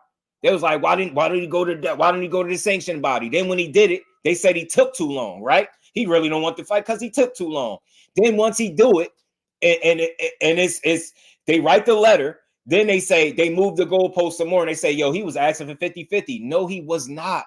He never, ever asked for that. And nobody can show you nowhere where he asked for it. You get what I'm saying? They just say it. So he said it out his mouth. Frequent. He know I'm not the A side. So I don't expect 50-50. He even said, yo, if they'd have gave me the same 25 he offered me, I would have had to take it. But at least I'm gonna make them do their job and see what I'm able to get.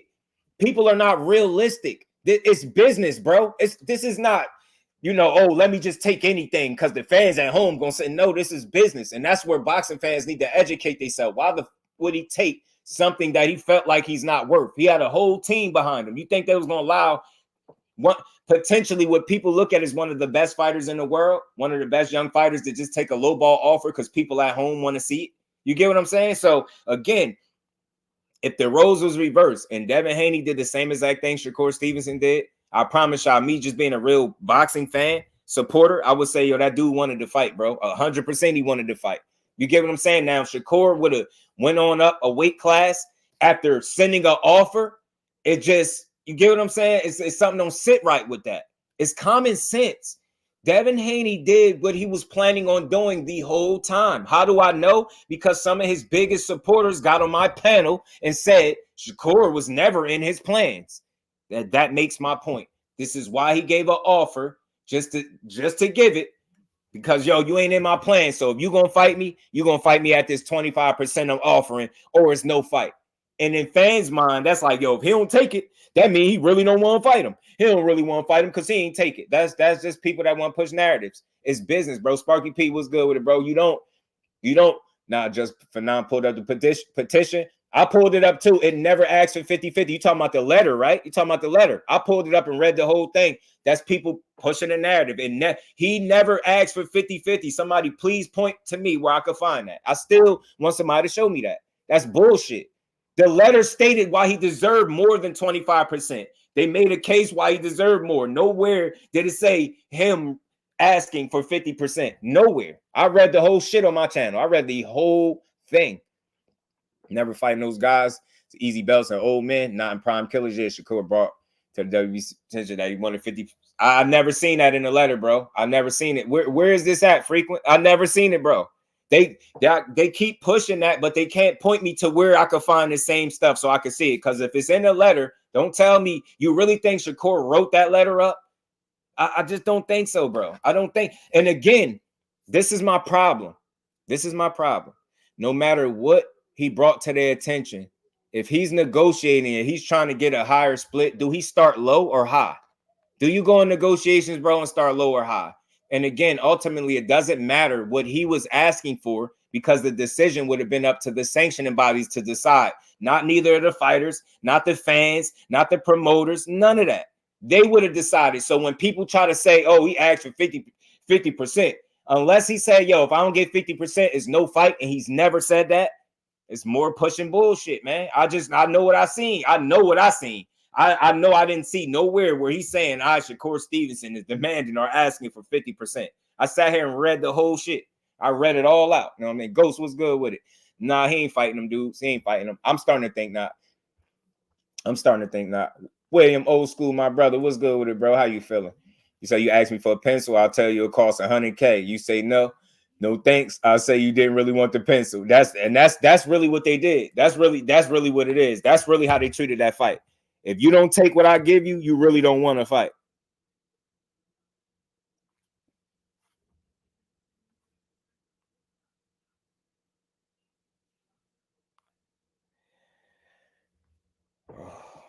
Boy. Some stuff, man, people gotta think. There's some, somebody just ruined my entire mood just now, bro. Oh my goodness, God, man. Oh shit, me, man. That just blew my mood right there. Man, word, I want 50% now. Right, give me 50%.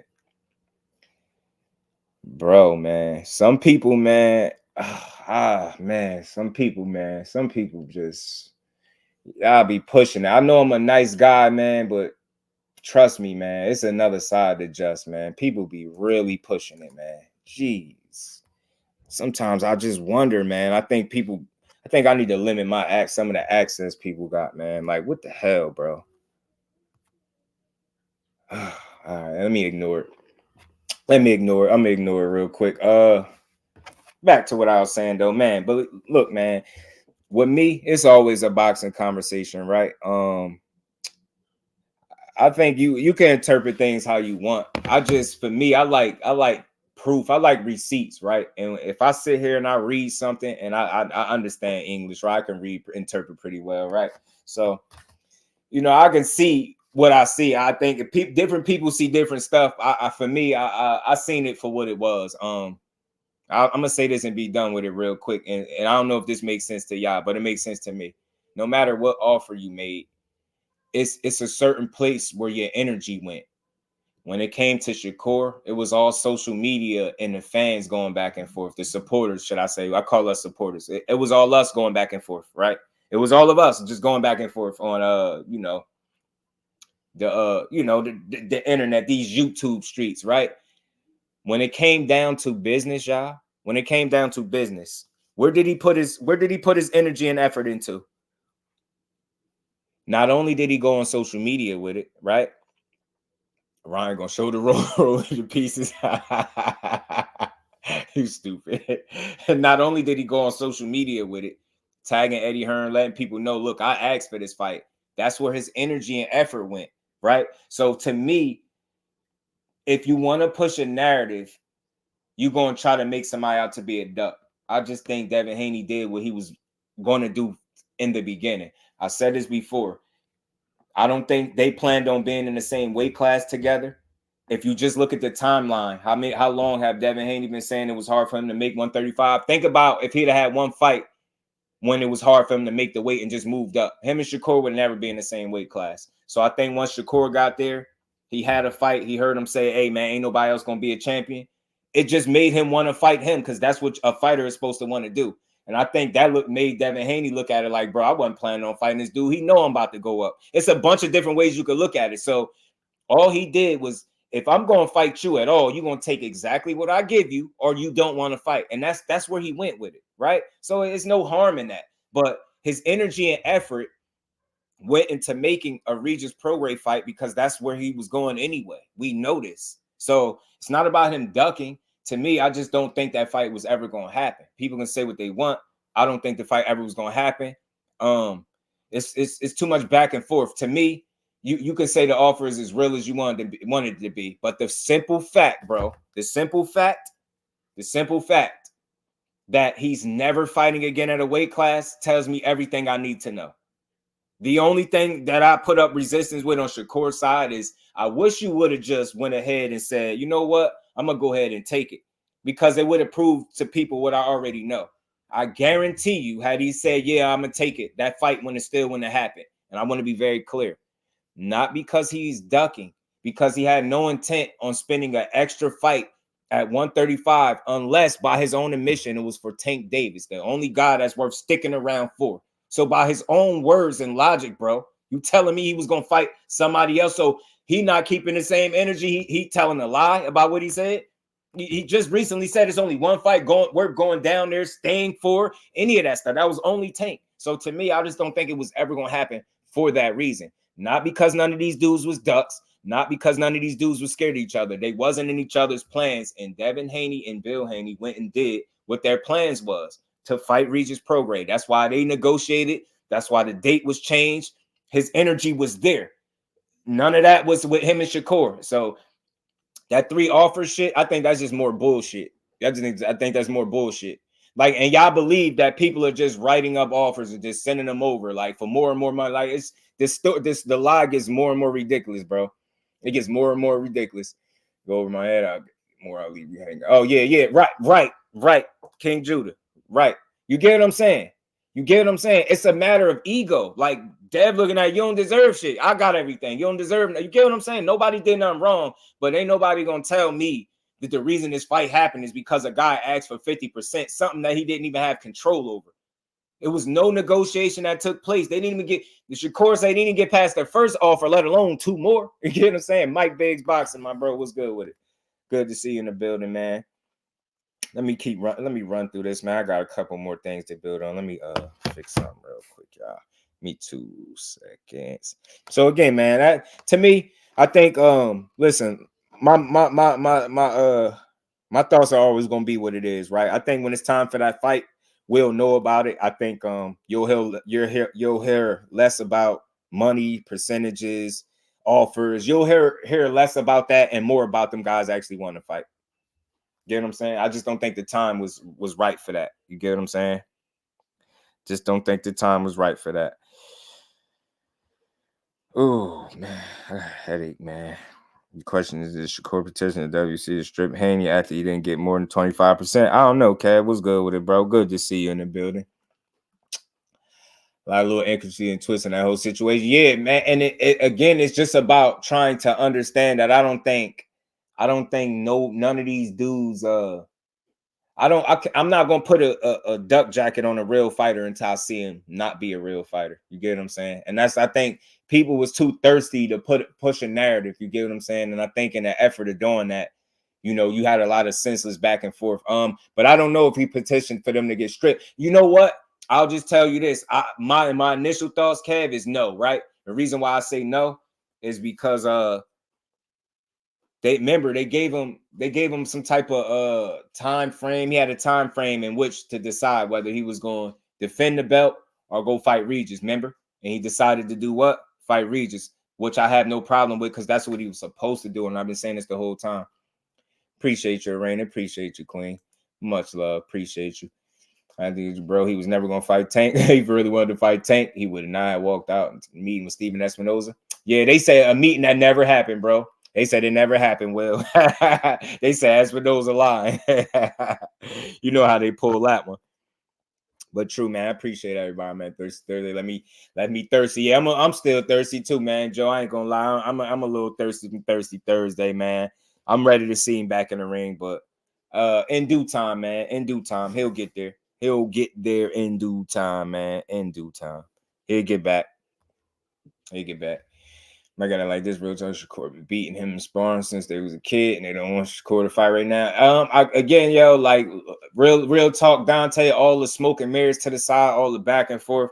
I think they real fighters. I think fans just don't consider that your favorite fighter is moving to the beat of his own drum and not what you want.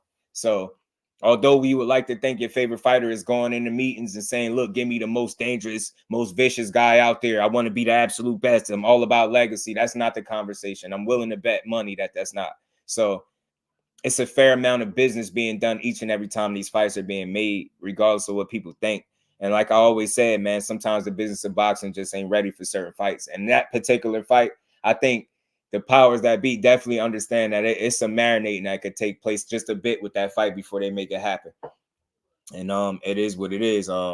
In due time though, why didn't Devin fight Teal for his belt? Yeah, that's an interesting fight coming up too. If they actually make it. Man, Teal's a super champ. Nah, that ain't the hell. That super champ just a title, bro. That's more like a destination. That's the equivalence of franchise to me. What the hell is a super champion? Because the super champion, what mandatories he got with the super champ? That's just a title, bro. That's why I don't care for belts at this point as a boxing supporter. Bruce Gas, how you feeling, OG? LaMarcus, salute to my guy. Appreciate you, man. Salute to everybody. Pardon me if I missed anybody in the building, man. Said laughable. What's laughable? These cats comfortable calling a dude Black Jesus is wild to me.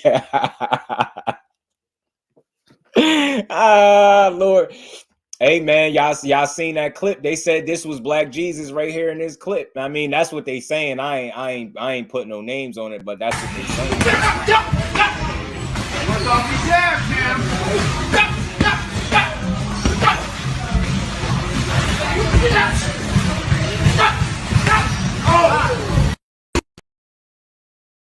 What'd he just say right there? What's off your jab, Cam?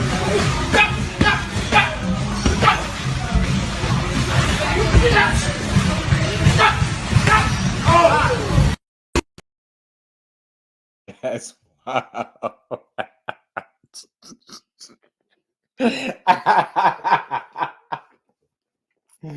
Yo, Tank knocking somebody out like that is wild, bro.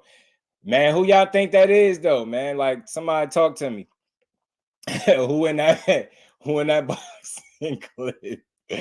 Man, he said Black Jesus crazy. That's a clip. Fate, my guy. What's good with it, Brody? How you feeling, man? Good to see you in the video. You said, yeah, the Rise posted that, man. I just wanted to share it. I let them know, I was gonna share it. I don't know who that is, but it's just funny. Tank be trying to punch you through your soul, don't he? Tanya Vandross Williams Jr. Appreciate the support as always. Salute to you, Queen. Peace and blessings. Appreciate you as always. The Tank be trying to punch a hole through. And we ain't never got to box again. Well, right. well. I already been getting these, but now it's time for you to get your just due. Know who the hell that was, dude. Somebody got their ad T only duck multiple times. I like to see if he'll fight him. Hey, look, I'm not agreeing. I'm not just agreeing with you, King Judah. My issue is with Tio. Like I was talking about him the other day. Everything he was saying, like he was kind of lobbying for reasons. Matter of fact, let me see if I still got the clip in here. Hold on. I might still have it. Yeah, I think I do. Hold on. I spoke to Devin the other day about you, and Bill Haney said he'd love to kind of settle that family feud you guys have had going on. Yeah, they're saying that just so they keep the momentum going for their fight. They're not going to make the fight happen. I hit up his own damn son, and he didn't want the fight. During the times that they had the fallout. What would it take to make a Devin Haney fight for him? I gave him the best offer right there. I said the MSG, Madison Square Garden Sphere, is reserved next year for Teofimo to open up boxing. Let's make a fight happen. And he said no. Hell yeah. And see, right there, he was claiming that Dad turned him down. I think that's garbage. He just throwing stuff out there. You're saying you turned down the Ryan Garcia fight. Can you tell me why? When you're the best. He was talking about Regis and Regis winning the fight and what Regis got to do to win the fight. And my only issue with that was he doesn't sound like a guy that wants to fight Devin Haney. He sounds like a guy that wants somebody else to beat Devin for him, so he don't even gotta fight him. So he could say, "See, I told you he ain't this or that, and I am not fighting him." I honestly, and I don't think Tio a duck. I ain't gonna call him that. I don't think he's scared, but I don't feel like he want to fight him right now. Like I don't. I feel like he would rather somebody else beat him. And he ain't got to deal with him. Savage Killer, salute. Appreciate you stopping through ring and say, who was that getting thrown around like that? Take me spar hard as hell. I don't know. Let me play it again. Like I just reposted it. Salute to the Rise podcast. This is their clip. They captioned it like, I wonder who this Tank sparring. And I just don't know. It looks like. What's off your jab, Cam?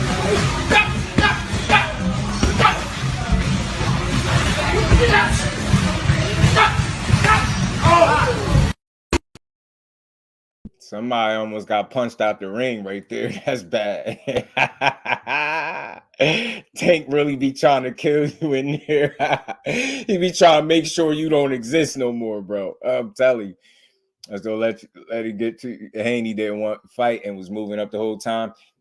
Hey, bro, I'm telling you, people going. I think it's gonna take more time for me to show what kind of like how I really be on it with people, bro. Did I?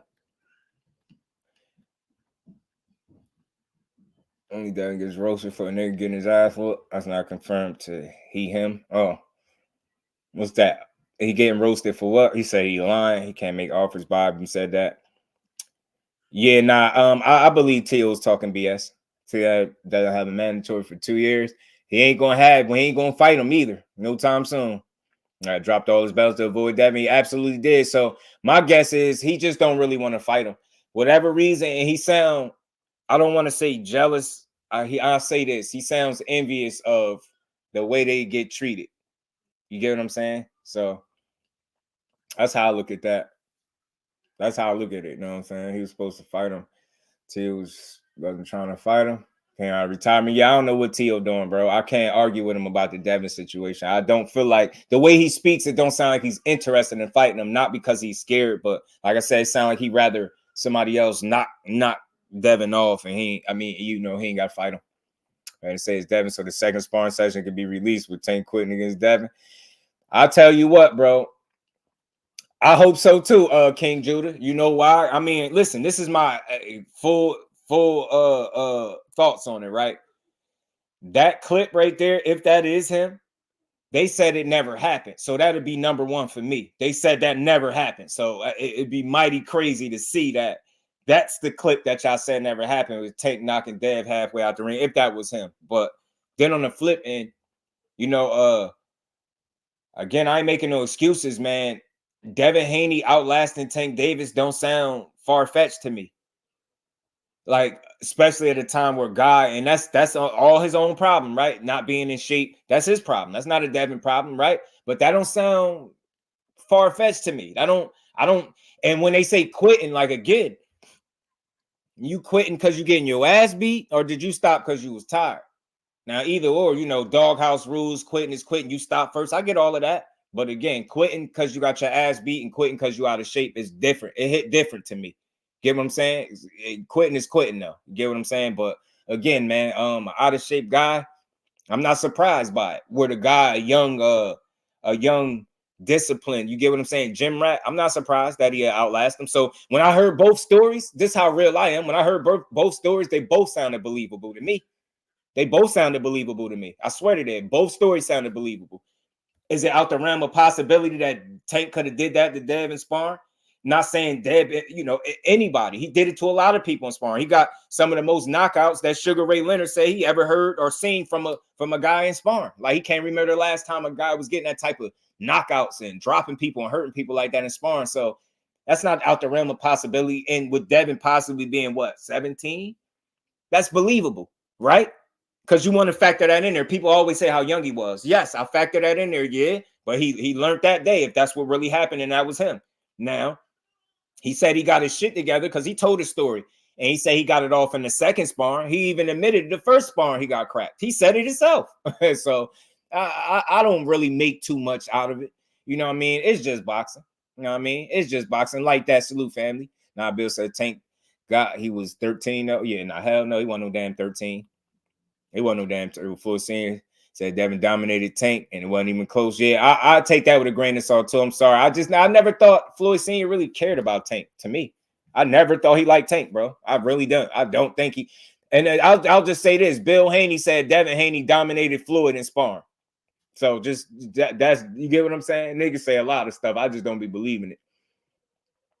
That's Elijah Pearson at spar. And crazy thing is, nah, I don't know. I don't know if that's him in that one. I don't know. Because that sparring that him and Tank did, that I don't know if that was the same. I don't know if that was the same thing, but it was funny though. It was still funny to see.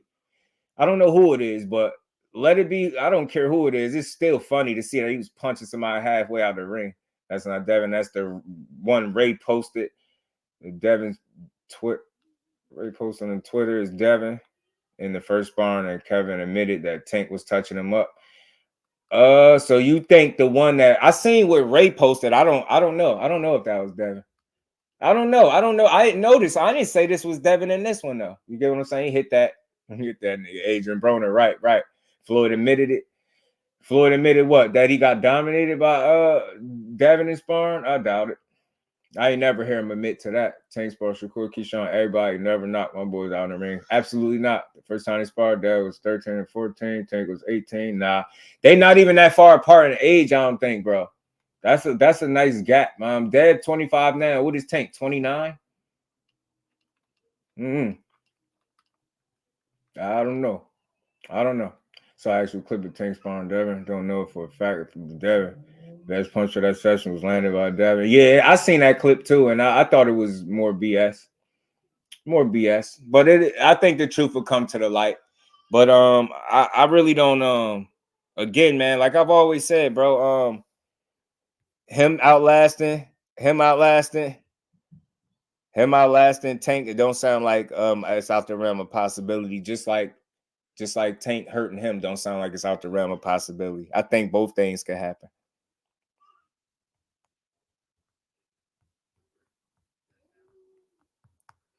Oh, my bad, child. They're 4 years apart, right? So you figure 29. So I don't know. I just know Devin even said it himself. He never said he was 13 or 14 when he sparred. I think he said 17 or something like that. 16, 17, something like that. Something like that.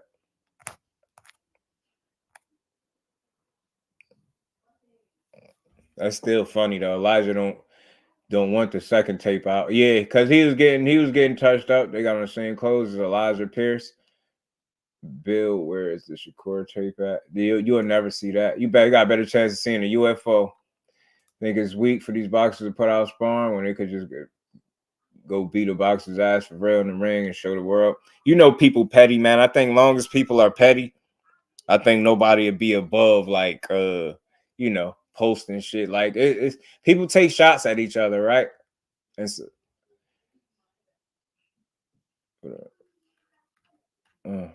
like my boy said, Ellie got the footage and Devin if Devin got beat up, Ellie would have released it.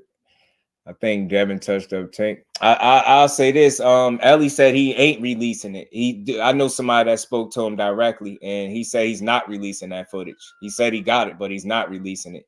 And I'm gonna just tell y'all, when I tell y'all somebody talked to somebody, I know somebody that talked directly to him. He actually, like, with Ellie catching all his heat, he said Ellie a pretty solid dude, man, showed a lot of love, but he said he most definitely got that footage and he will never release it.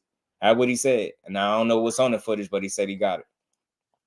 He was 16 the first time, 18 the second time. There you go, King Judah. Appreciate you. I knew he wasn't no 13, 14. I'm like, nah, that's a reach. That's way too young.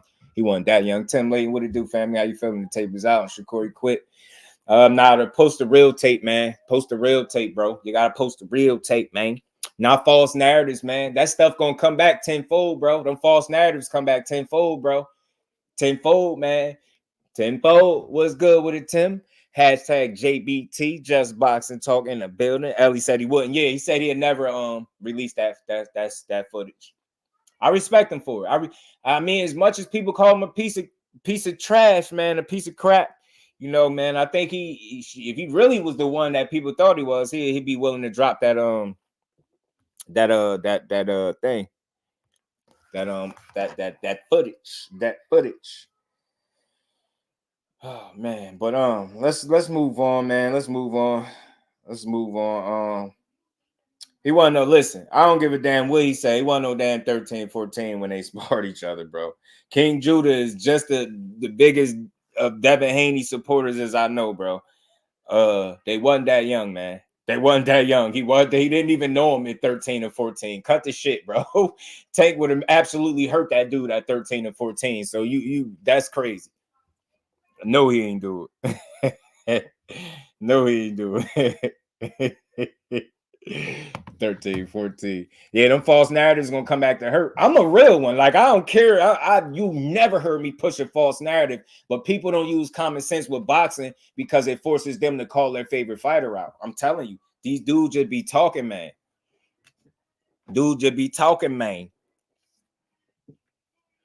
B3, pardon me, bro. I seen you earlier. Pardon me. B3 in the building. What's good, bro? They haven't doing anything with Tank is Godzilla, eighth wonder of the world type shit to the rest of the people. For boxer call out a champion. Champion 135 pounds. Stop ducking the fights. You sleep, but you get your money. Stevenson and Haney scared. Don't talk. Don't take the walk. Oh, don't talk, take the walk. Man, I know you're a big Tank supporter, man. I will say this. I haven't seen anything from either Shakur or Haney to suggest that they're scared. Definitely more so Shakur. I don't think he's scared of no fighter. I can't believe that. Like I gotta be shown that. And some of the things that I know about him, like outside the ring, the stuff that people in the chat probably don't know. If you knew what I knew, you wouldn't think he was scared of him. You get what I'm saying? I'll just say that. Haney, I don't have some of the same information on him that I do Shakur, but I wouldn't say that he's scared, but I don't think he's done anything outside of saying he'll fight him. You get what I'm saying? I don't think he's done anything outside of that. So, because again, a lot of times Tank get flack for not sending a contract, as they say, right? But I feel like people don't really show their interest in really wanting to fight him either. Outside of just saying it on social media, nobody is trying to get on the line and make it happen. You know what I'm saying? That's how I think. That's how I look at it. He said he called him Tank a maniac. We don't really have to rely on footage because Tank definitely sent a contract that Devin told Tank he was free at the December 9th. I hope they do. I hope they do, bro. I think he would release it if Tank was getting the best of Devin the way he hates Devin. I don't know. I don't think he. I mean, I don't know. I can't say that. I get why you would say that, right? All the sparring bragging makes you guys sound like Charlie Zone. Damn, not Charlie. Tank don't send offers. Salute to my brother Mike Kirkland back in the super chat. Salute to you, bro. Facts all they just dudes just be talking. I promise you they do. I promise you, Mike, they do. They just be talking, man. They just be talking. And we ain't never got a box again. Well. I already been getting these bets, but now it's time for you to get your just due.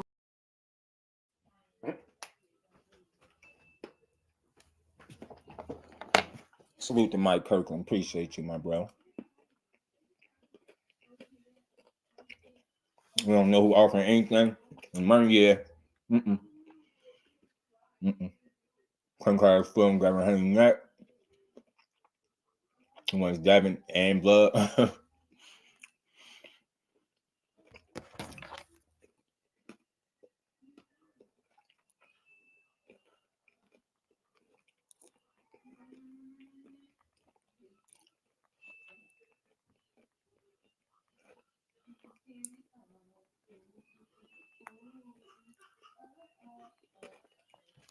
Man, my bad, y'all. King said he wanted Devin in blood.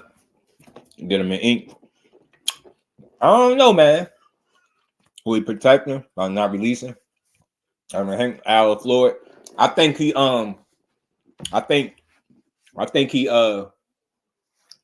avoiding or potentially avoiding ruining any potential relationships that he may have had. That's a good question, B3. But look, man, I don't know, man. Either way, I wouldn't make no big deal out of it. Like, I mean, the dude you got the Haney said out of his own mouth, he got cracked. I ain't gonna lie, he cracked me, he caught me, he hit me with a shot, something he said like that. So it's like, it ain't gonna change my opinion on how the fight would play out. You get what I'm saying? Yeah, I mean, look. Well, could you say, see, this is the thing, man. It's a two-way street. Frequent. Is De Los Santos scared of Shakur? Did he bring the same intensity that he brought in the Rayo fight? Did he bring the same intensity that he brought in the Joseph Adorno fight? Go ahead and lie to me. Go ahead and lie to me and tell me he was bringing the action like he was in any other fight that you've seen him in, matter of fact. So, I mean, I don't know. You can't be scared of somebody that you get in the ring with. People saying Tank is scared of Pitbull, he beat him with one hand. Think about how that sounds. Imagine somebody saying you scared of somebody you beat. It just doesn't make a lot of sense to me, yo. To me personally, like, can't be scared of somebody you beat. Scared of them for what? You get what I'm saying? They boxers. They get punched for a living, bro. Them dudes ain't scared of each other. Do they want to lose? Nah. But scared? Nah, I just don't think.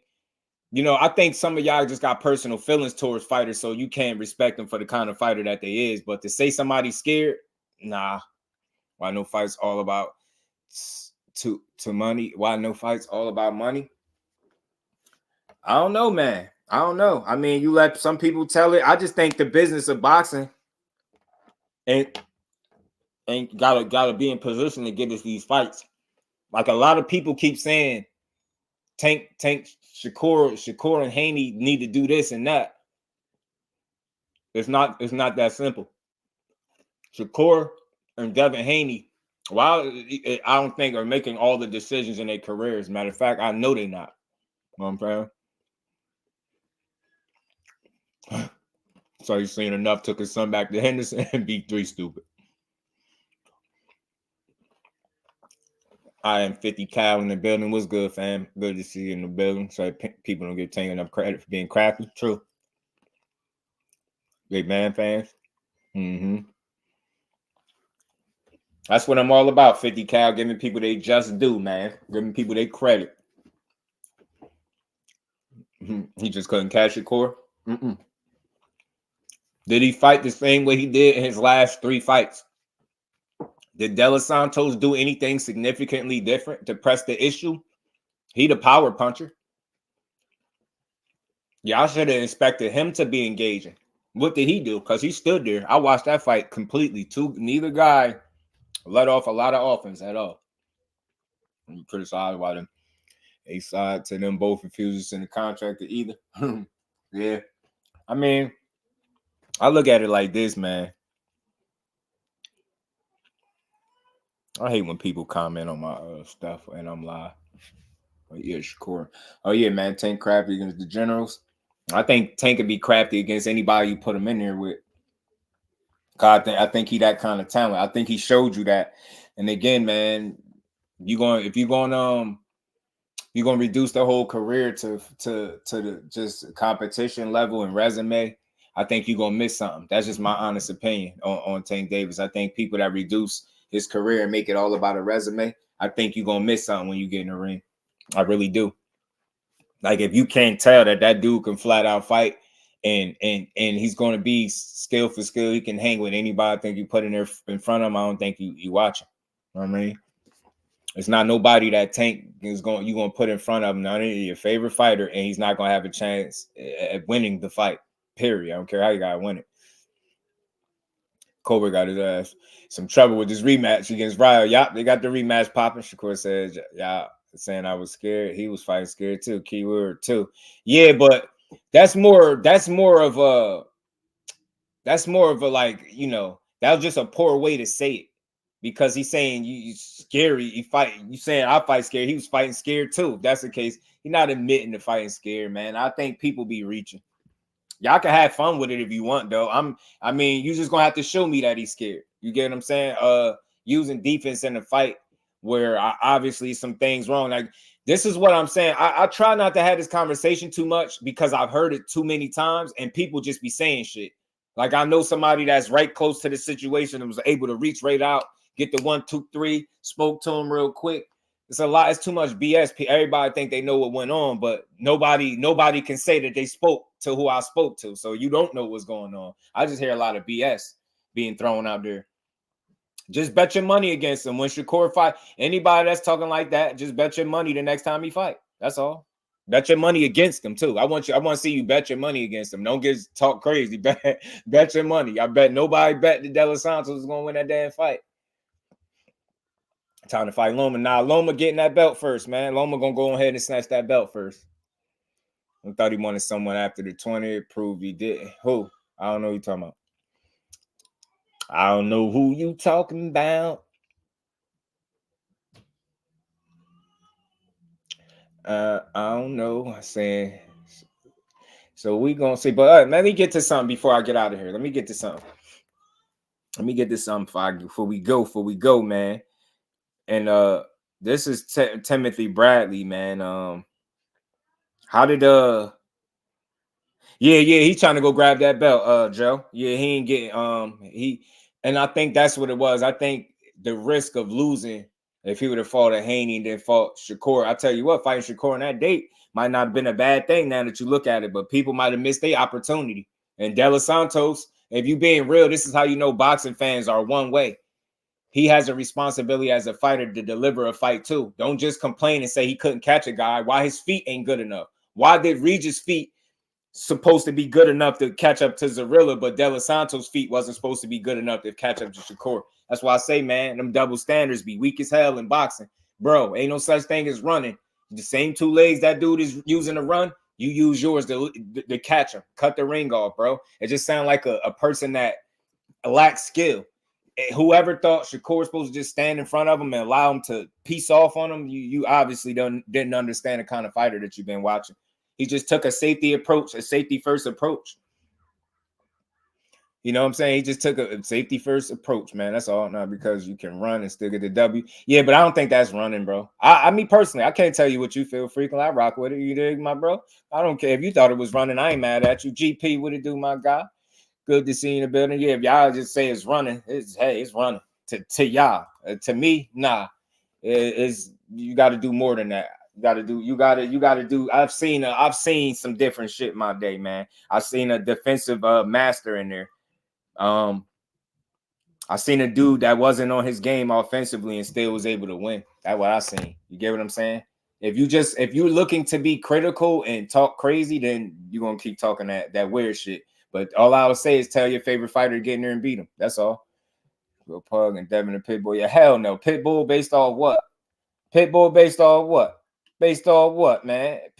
If he's a Pitbull, this would have never been said. The first thing that I don't even know how it happened because we thought that we was getting points. You dig what I mean? Because Core is an Olympian. Core always then got in on Devin. Nigga, are you tripping? You niggas, y'all. Nigga, the whole shit started because it was live that we're in there with Core. Not Core is getting out on us. Like, he's the big nigga. He's the big homie. In the shit, it was never. We would always, nigga, first the gap was like this. The gap got closer and always that. If you got off any with Core, it was a plus. If you just had a good day, that's how.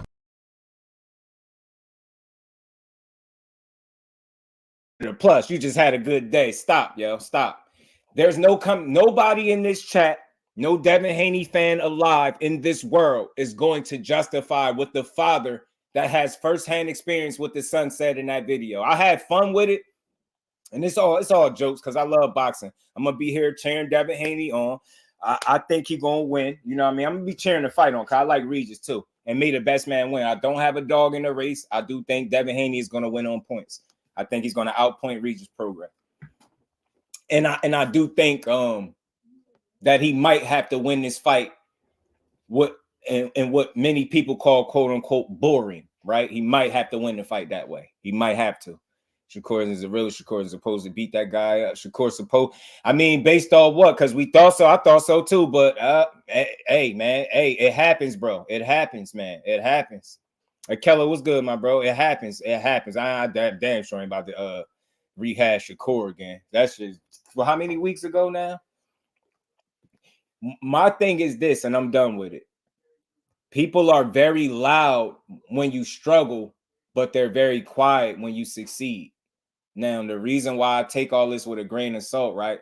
Like I said it before, when people critique fighters like Tank and Shakur, my issue is I've never heard or never seen a Tank performance outside of Barrios that he got credit for. Every other fight he gets shitted on for.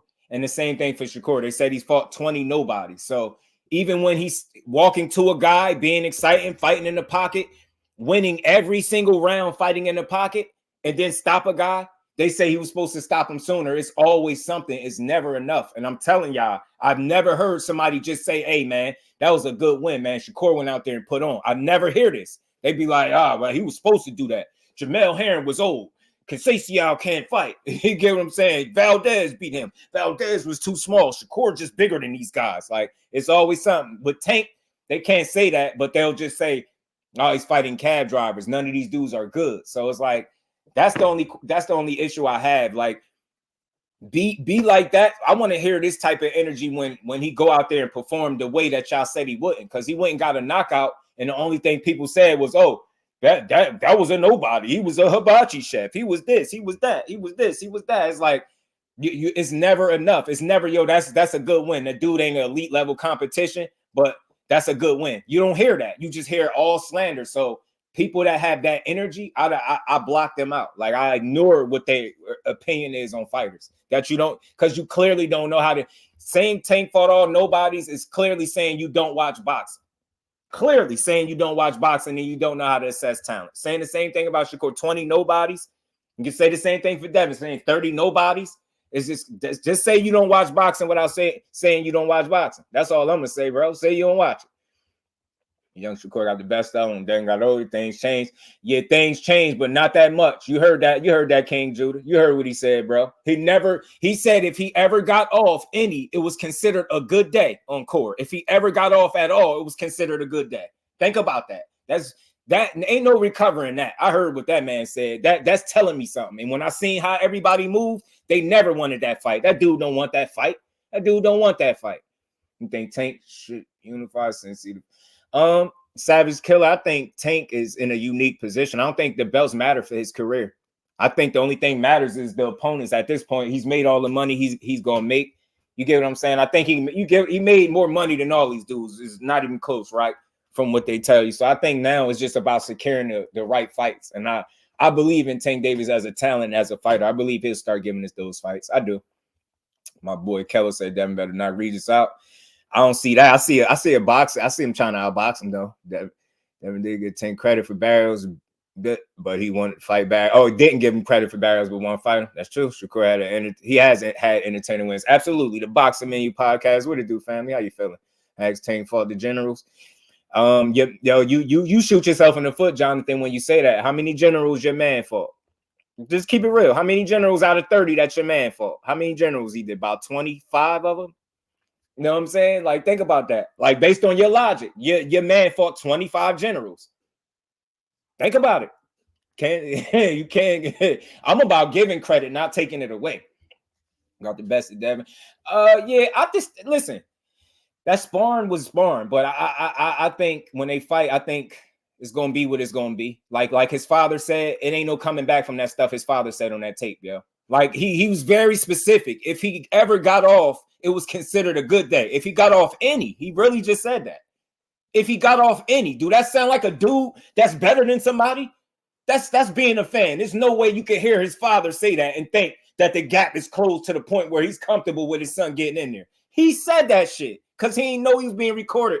Whoever recorded it, I felt like great job. Because the truth needed to come to the light with all that BS coming out. Think about it. People more mad at the person that released it or reposted it than the guy that was saying what he was saying on there.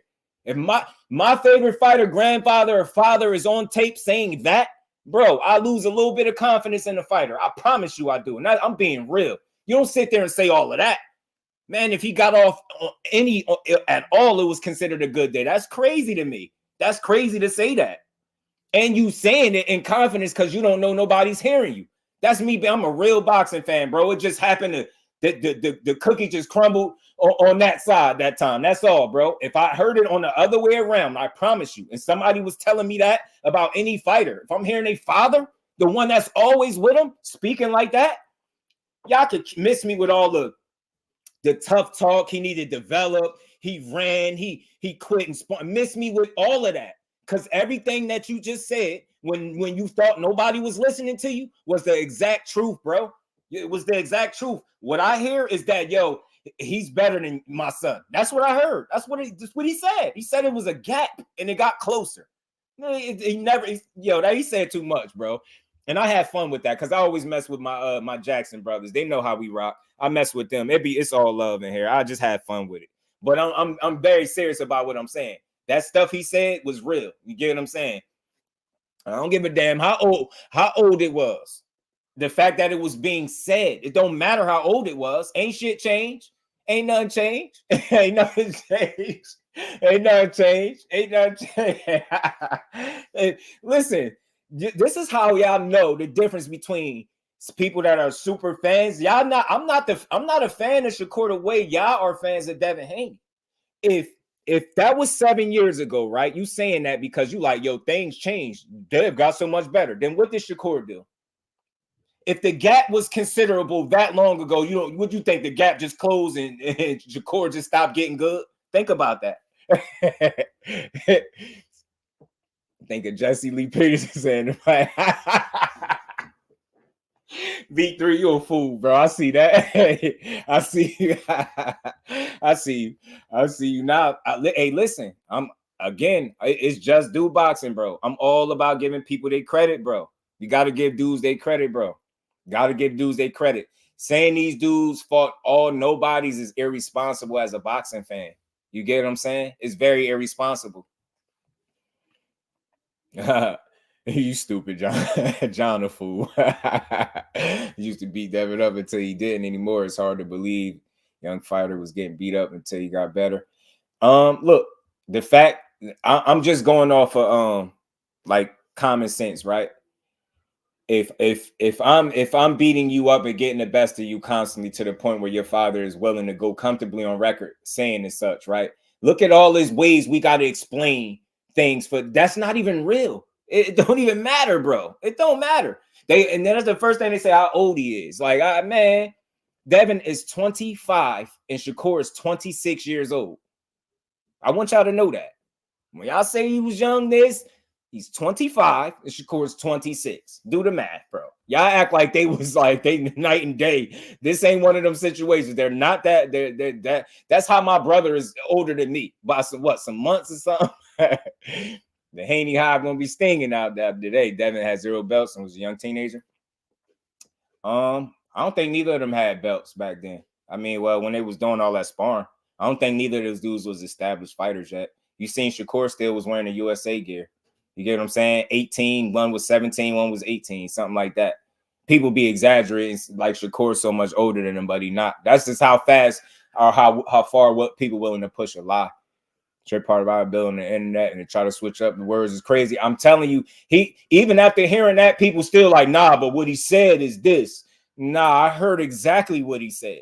Not at one point in that video did I feel like he said that his son was better at any point.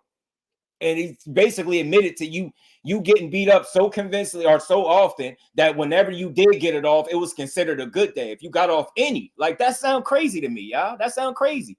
The way y'all going hard, it don't line up with what Mr. Will Haney was saying, man. Salute to Bill Haney though, man. But we off this. Y'all know I just had fun talking junk to y'all.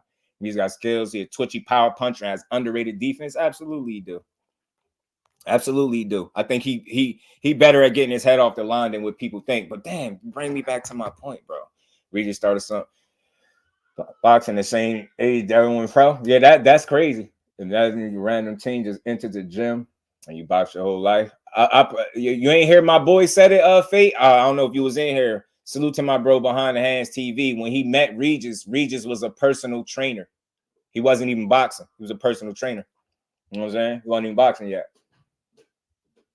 Yeah, totally different now. Totally different now. I still don't believe it's that much different, but it's cool.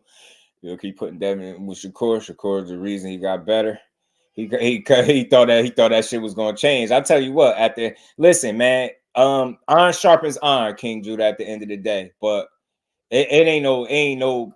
I mean, it's free. People free to interpret it how they want. Y'all can think that Devin got so much better and Shakur stayed the same. If that sounds reasonable, logical, then go ahead.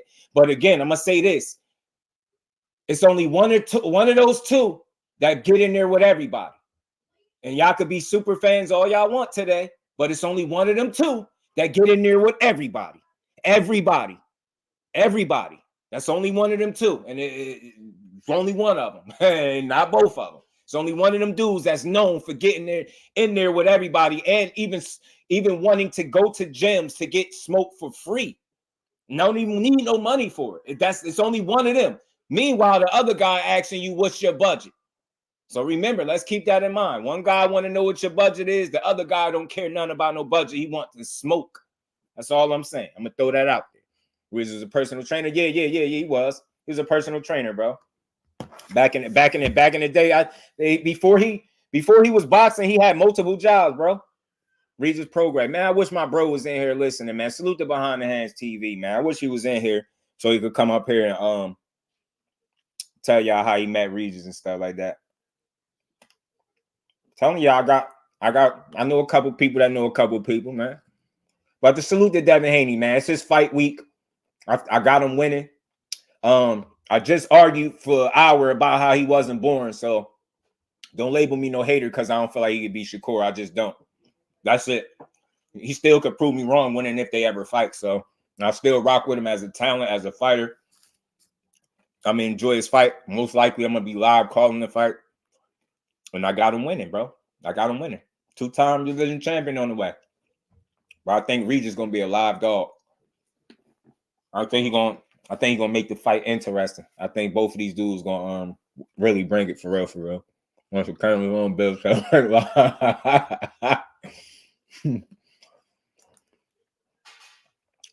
He contradicts himself a lot. He cool, but he contradicts himself a lot. All things, what's good, family? How you feeling, bro?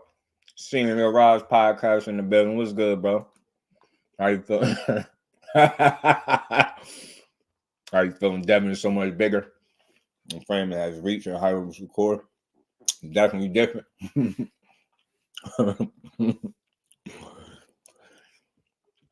They frequent. I want to see them fight.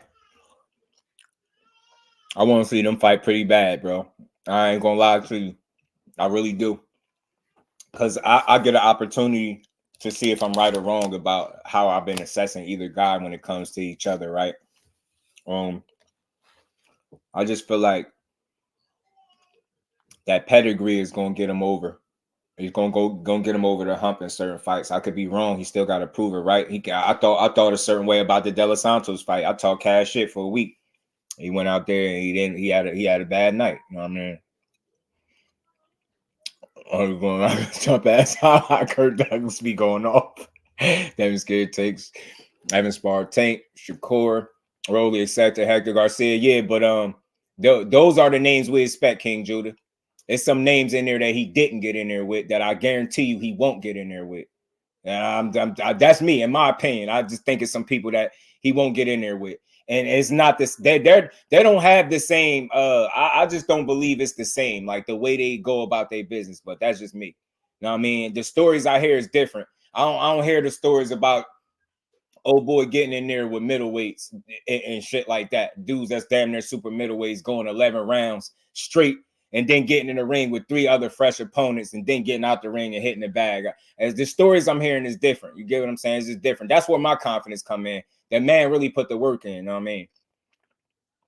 Man, I do frequent fly. I appreciate you calling that, bro. I appreciate you because that's what I try to do. I just feel the way I feel, but I don't hate no boxer and I don't hate on no boxer. I just spent about an hour talking about how Dev is not born, you know what I'm saying? And how you need to respect the fact that you get what I'm saying? That Bole did no good. But you know, you gotta respect the fact that pure boxers have a place in this boxing thing, man. Salute to the rise, man. I had to snatch this from you. What's off your jab,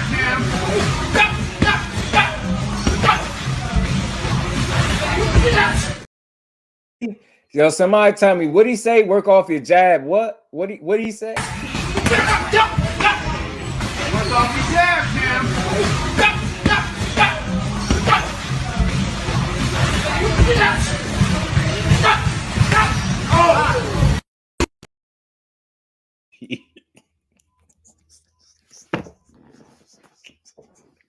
Nah, that's crazy. That's crazy. Hey yo, you know what that clip remind me of? Yo, you know what that clip remind me of, yo? Hey y'all, remember that Tyson movie? Remember Tyson? He was in there sparring people. He was like beating them up. He wasn't fighting them. He was just beating them up. And dude was like, nah, you could keep your money. And he threw the gloves down. And he walked out. And he thought Tyson thought he was going to just get in there to get beat on. He was like, man, you can keep your money. Yeah. He was like, you're not about to do that to me, bro. Hell nah. Plat Boy plays in the building. Much love and appreciation, man. Appreciate the support, homie. Appreciate you. Oh man, that Tank be trying to punch a hole through your soul. And we ain't never got to box again. Well, right. well. I already been getting these bets, but now it's time for you to get your just do. Salute the Plat Boy. Appreciate you, man. Now that man be punching you like all my life I had to fight. He be hitting you like all my life I had to do this. Said that's Elijah Pierce. That jab shit ain't working. Yeah, right. That's what he told him. He said, jab something with your jab. I'm like, yeah, whatever instruction you give, it ain't working. He said somebody else. You just said somebody else said it's Elijah Pierce too. I just thought they had on different stuff. What's off your jab, Jim?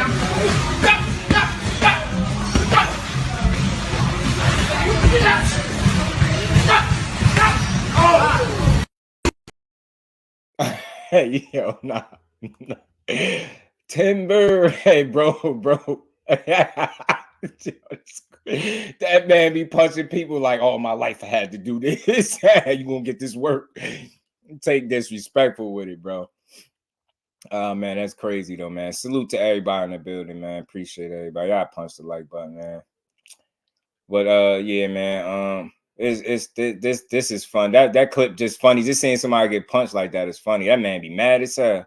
Now it sounds like lights and nights like this. That jab ain't working. Oh, name that fighter. I don't know who it is, man, but I just don't.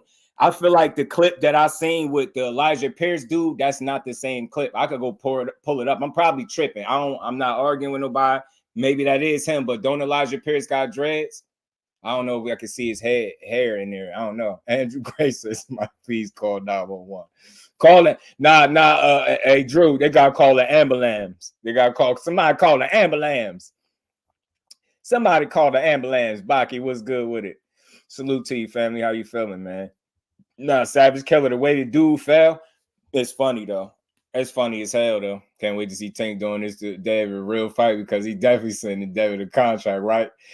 I hope so. I want to see it. Thought Elijah Pierce was southpaw. Me too, Jordan C. And I thought he had dreads. He got a different build than that. I could be tripping, y'all. Listen, I'm going to look. Because that's sparring footage all over the place. I think people looked at the back of his shirt and they just said that was the same guy. But I could be wrong, y'all, because y'all the detectives, not me, man. I ain't got the best eye. I could be wrong as hell, and I'm going to go find out right now. Hold on. Because bro got all the sparring footage up for you to watch it. Let me see. Where you at?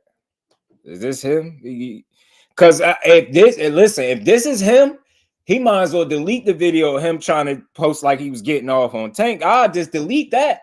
Man, I don't give a damn what I was doing in that clip. Getting punched like that? Nah, bro. Don't put no tape out. Did he delete it? Let me see.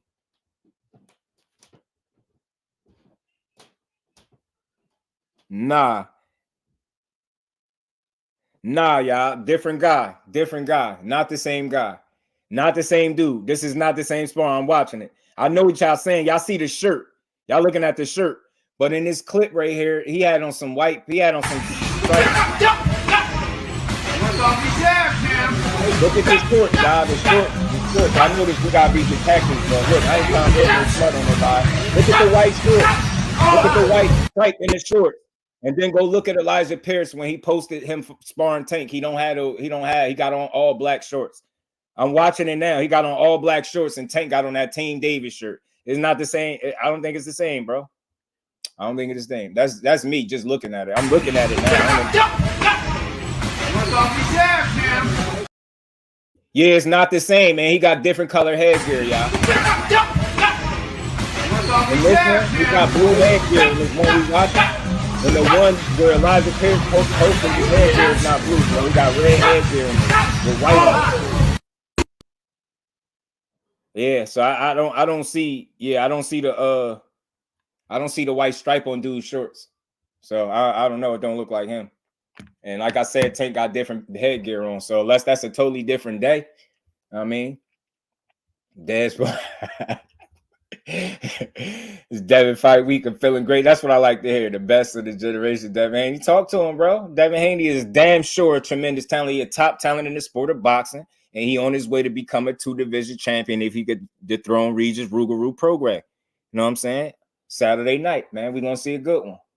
You're going to see a damn good one. Like I said, I think he's going to outbox him. I think he's going to stay long. Use the jab. Abel Sanchez said he think it's going to be a boring fight. Haney just going to jab and hold like he normally do, clinch or whatever. I think Haney going to take chances in the fight because I think he has to win his fight, especially to win the fight the way he want to win it. I think he's going to have to take some chances. You know what I'm saying? And I think that will open opportunities for Regis to make it a good fight. On that sparring Tank. Yeah. You had a clip that we know for sure was death spot. Oh, that one you talking about, that joint on Twitter, bro. That joint on Twitter that they had played. I don't got that one in my joint. I gotta download it, upload it. I'm on his Instagram. I could go screen share the Instagram too though. Y'all talking about the one from I think Twitter, right? With that the dude Ray Jackson posted, and it looked like it looked like it was Dev in there, didn't it? Ray Jackson is a fool, man. I wish I had some more. Oh. Salute to all things, man. Play what? Which one? Yeah, they're in the gray on. Hold on, y'all. Let me see if I can get it for y'all. Y'all smash it like, man, hell with it. Let me see if I can get it for y'all though. Hold on, y'all. Salute to my baby girl, Miss Just Do is in the building. How you feeling? Don't come here and talk about some hey. What's going on, baby girl? My bad if I missed anybody. I'll be my mind be going sometimes. Right. I'm gonna look for it, yo. It's my time to love. Yeah, Bole, I hear the fight is still on. Plat boy, salute to my guy, man. Appreciate you, family.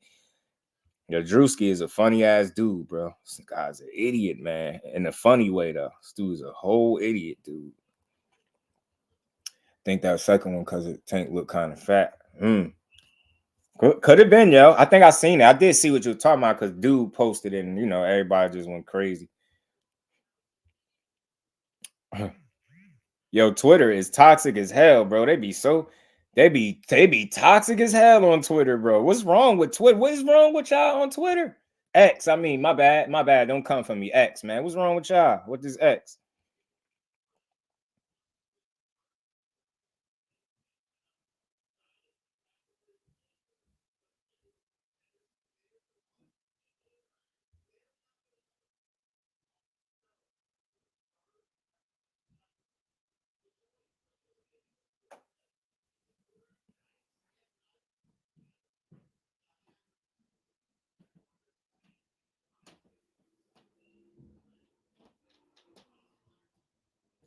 Man, I wish he said I can't confirm it now, but I'm sure it looks like that to me.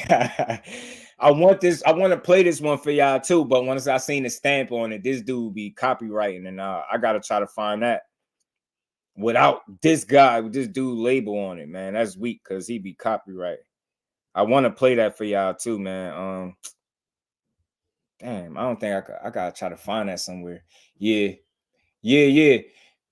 Nah, I know that he be. I did that once before. I did it with the Hector Garcia sparring footage. King Judy definitely copyrighted me too. Quick, I said, great fighters take chances, right? All fighters got to take chances, man. Just how many you willing to take? You know what I'm saying? Is Devin?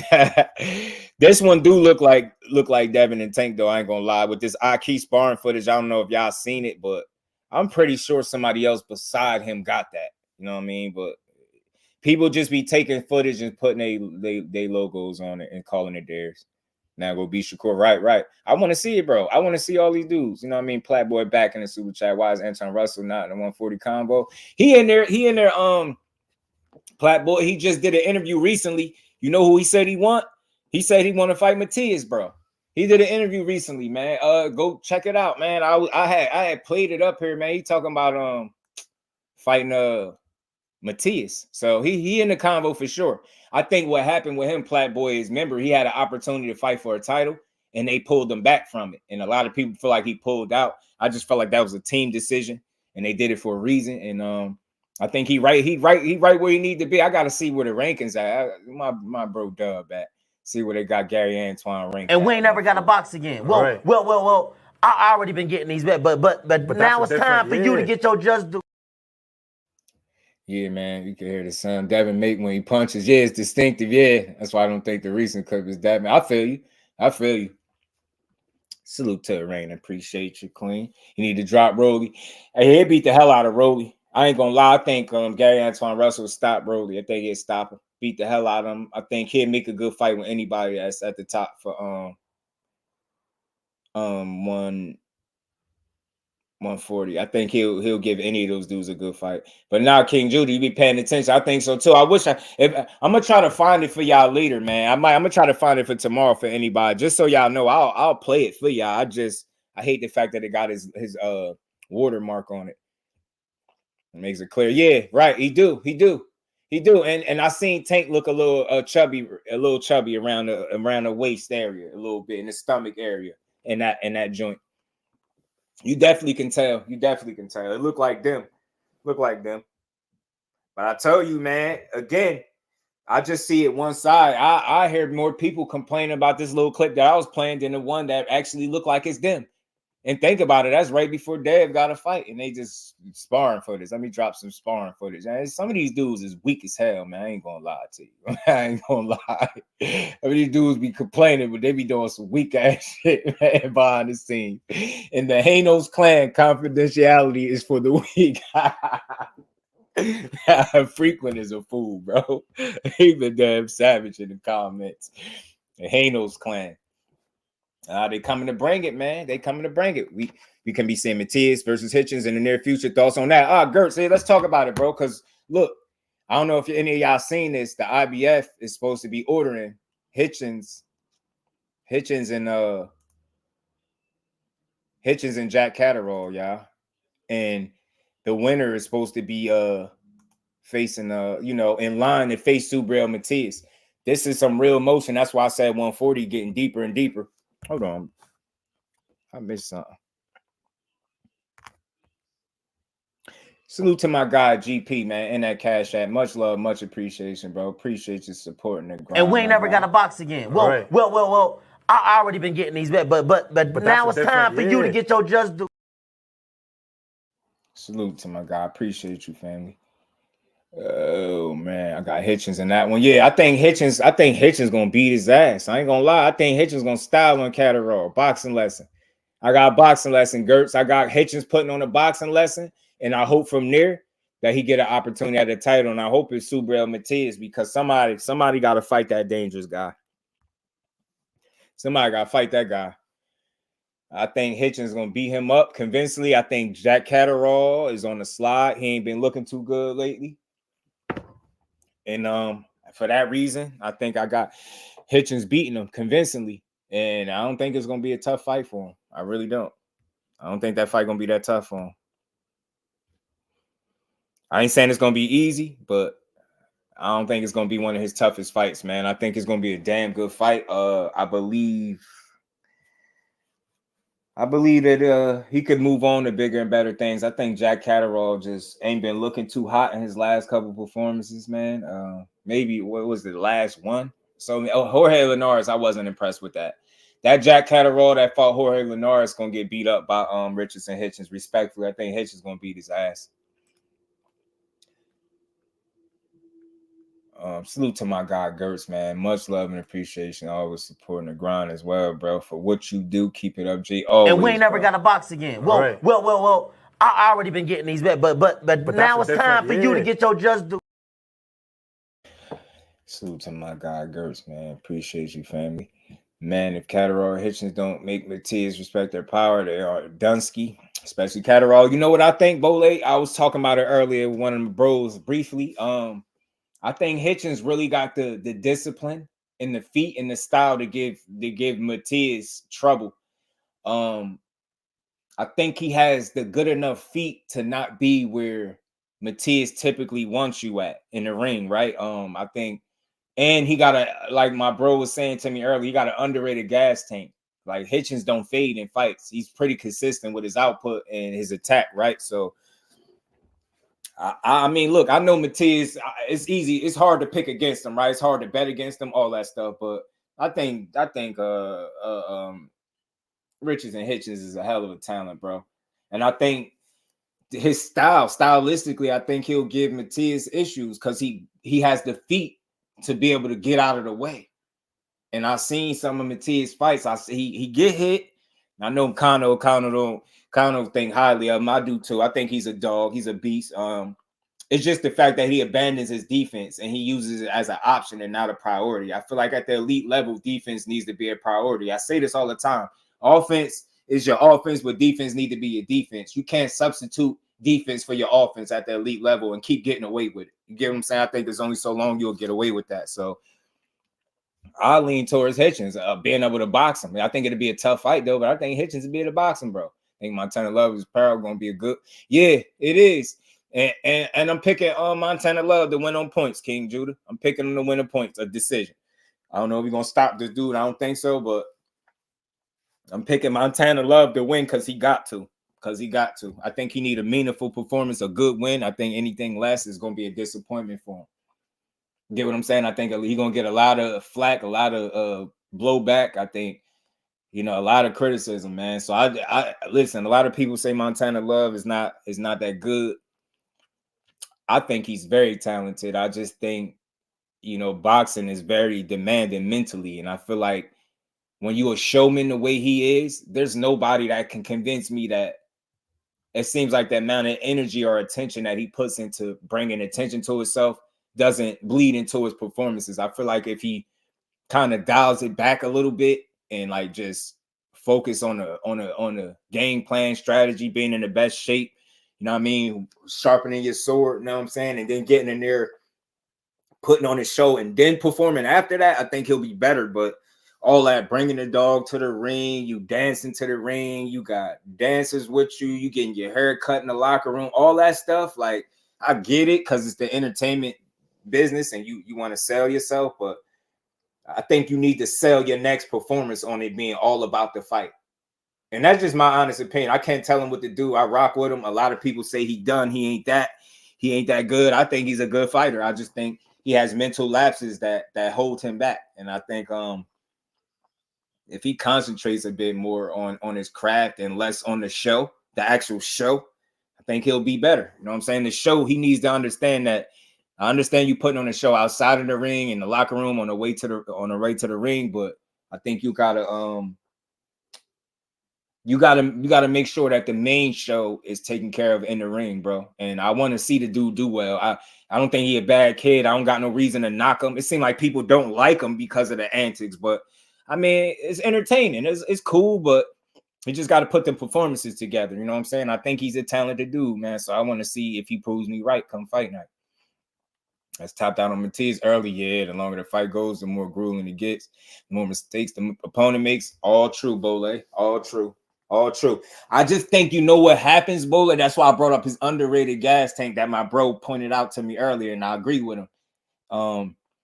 Those guys fade, and you can't fade against Mathias. And I think Ergashev F around and found out the hard way, bro. I think he went out there with a game plan to try to assert itself and stand his ground and shoot them straight, sharp punches down the pipe. But I don't think he anticipated being gassed that early. And once I seen him gassed, that was the beginning of the end for him. I just feel like with Hitchins, I think he got the gas tank, the feet, the intelligence, the skill set, the style to make things very tricky for Mathias by not being where you want him to be. You get what I'm saying? I think he does a very good job. Like, look at his last couple fights, Hitchins. He got very good feet, bro. He knows how to get out of the way. But I will give Mathias a ton of credit for being able to, close the gap. And like bro was saying when we was talking, he said he closed the gap in a weird way pretty fast. And I'm like, he do, but I just feel like Hitchins is one of those guys, man. I feel like he can give him an interesting fight because of the style contrast. Like I think you're gonna have to outdog Mathias is gonna be asking for a lot because I think his will is just so much deeper. It's different, man. That dude be trying to make sure you don't exist. So I don't know, to try to outdog him is gonna be tough, but I think you gotta outbox him. And I think his liability is gonna be his defense, bro. Hitchins say Jack to school. I think so too, cuz say test fighters to see if they can hurt him. Just that info tells you a lot about his mindset. If you don't have this stink on it, to make him respect you, it'll get ugly. It can get very ugly, Bole, because he's not gonna stop coming. You get what I'm saying? But that's a dangerous approach too. That testing to just to see if somebody could hurt you, it's gonna be somebody that could hurt you, in my opinion. I think at the elite level, he gets beat. I'm not saying it's a lot of people that can do it either. And Anthony, was good with it, family? How you feel? It's not a lot of people. I feel like at the upper echelon of 140, I feel like this is where he get beat. He already got a loss. I understood, Kano, salute to my bro Kano telling me why he took why he ended up losing. I get it. He did avenge that loss by knockout, vicious knockout, knocked dude out. So I get it, but I felt like, you know, those moments where you, Ed McQueen, what's good, my bro? The professor in the building. I feel like those moments where you keep abandoning your defense is gonna come back to hurt you. You know what I mean? Catterall was getting outboxed by Linares. He was, man, an older Linares that was knocked out a fight ago, cuzzo. Like, I don't know. He was just too friendly in that fight. He was too reserved. Jack Catterall was fighting. You didn't fight. If you would have fought Josh Taylor like that, you would have lost. If the Jack Catterall that showed up against Linares, he would have lost to Josh Taylor, bro. It's like he had too much respect. It's like they was friends or something in there. I don't know what the hell that was. That was a weird fight. That was a weird-ass fight. Salute to my guy, all things, man. Appreciate you. Boxing is heating up some. Matias versus Hitchins is ugly. That's a crazy fight. But Hitchins and Catterall could be a good one, man. What I say? What happened? What I just say? We tripping. Boxing is heating up. What I just say? My bad. Let's see. Andy Cruz too. I think he would fight anybody. I think so too. I think his why is a little bit different, King Judah. I think him having to go through all the stuff he needed to go through just to be able to fight. He want all the smoke, bro. And that's why I think he want all the smoke for that reason, bro. Two-time winner, check Iceman Camacho. PD online for what we breed. Oh man, Mike Curtin got some dogs. What kind of dogs, bro? Pit bulls? I like pits. I love Hitchins, but he ducking the IBF route. Yeah, I heard it was some stuff going. I appreciate you, Wills. Peace out, bro. Go eat up, man. Go eat up, man. I'm gonna allow you with a love. Yeah, oh my bad. You know I'm special. Hey, Cuzzo, you know what that is? That's that Yola, man. That they said is in my system. They said that's what's in my system. They say when I do that, that's what it is. Soon as Matias face a puncher and KO power like Gary Antoine going to sleep. I mean, look, he had some moments against Ergashev. I don't think he was hurt, but he was getting stung. He was getting stung with some shots. I think he was getting outboxed early, but I think it was short-lived for Ergashev. He just couldn't keep up with it.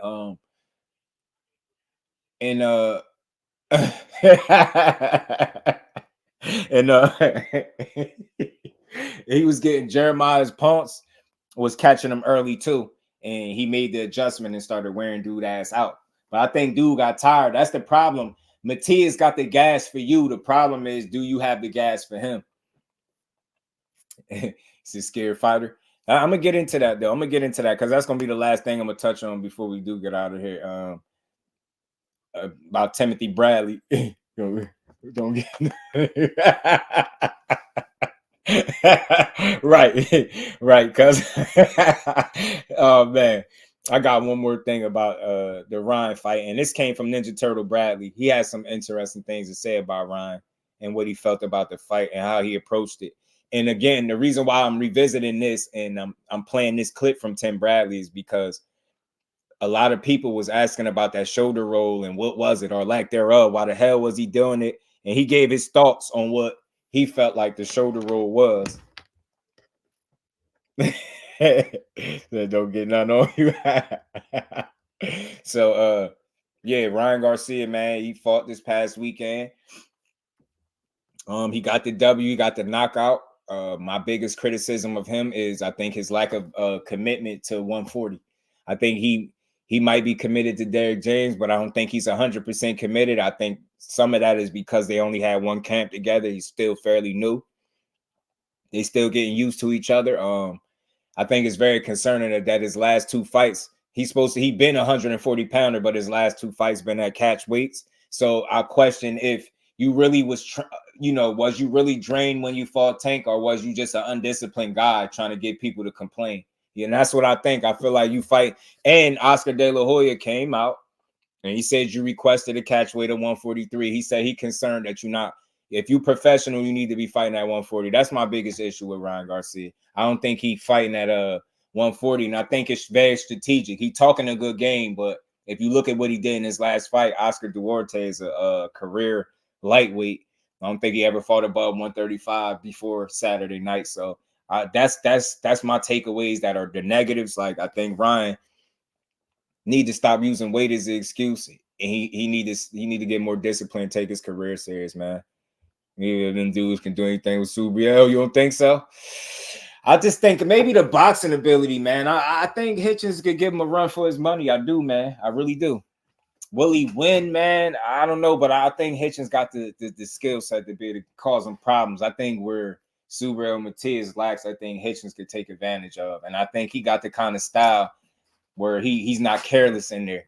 Think that whatever happened, I don't see him gassing out the way Ergashev did after a couple rounds. People could say it was the pressure, but that dude really gassed extremely fast, man. I was like, bro, there's no way you're going to beat that guy. I think Hitchins got a real gas tank for him. And the way these dudes been like, quitting on the stool and gassing and all that stuff, I don't think Hitchins would do that. I think if he get Hitchins, he going to have to earn it. And I'll be cool with that. Maybe punches in them first 2 rounds, Bole, he was punching on bro, man. He was punching on bro, man. I seen some folks calling he didn't one of the Philly shell. It's the silly shell. Yeah, man. Silly shell. It's the taco shell, the tortilla shell. That shit ain't no Philly shell. That's disrespectful. Nobody should ever call that. You know what I'm saying? I'm gonna tell y'all what Tim Bradley. Let me play this little clip real quick from what Tim Bradley had to say about this, man. See what's good with I got MATHIAS over everyone at 140 who can't hurt him. I feel you. I see why y'all feel like that. I see why you feel like that. But I would want to see this matchup. I like to see Hitchins and CATTERALL fight for sure. And I like to see the winner fight MATHIAS. Why not, man? Everybody can't be scared. Somebody gotta fight him. Like Hitchins, man. I got faith in him. Ryan should come and got with the Ennis team if you wanted to learn the Philly shell. Yeah, because he disrespectful. That shell is not from Philly. Nah, that's from Victorville. That shell is from Victorville. Don't call it. That's the Victorville shell, y'all. They ain't got nothing to do. That shell ain't got nothing to do with Philly. Nothing. That's the tortilla Victorville shell. Fresh out of Cali, bro. In Victorville. KO come right in with it. But let me play this real quick, y'all. We're gonna finish building. Let me take this off of here. That damn shell is from Victorville.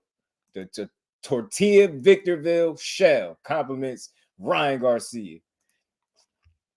It becomes amazing to the fans too. Let's play this, man. This is Tim Before Bradley. we move on, I did have a question about something that Tim, we talked about his, not the shoulder roll, but the back turn. But Tim, I want to ask you first, and I want to go around the horn, because you said he might have been doing that because he wanted to smother Duarte. But in the post-fight press conference, Garcia said he was asked about that shoulder roll back turn. He said, no, Derek James we never worked on that. And he said, stop doing that stuff. Stop it immediately. So my question as a fan to you is, and to all three of you, start with you, Tim, when a fighter starts to work on new things and does it poorly, where's that coming from? Is he not confident? Is he just trying to find something that'll work? I'm asking you to put yourself in Ryan's head, but you're a fighter.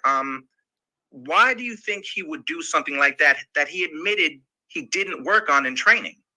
Look, you're not, if you think that you're going to go to a coach and he's just going to magically just change your style, like in one training camp, it's not going to happen. It takes literally 2 years for you to start adjusting and evolving, into that new style. So, this comes from the past.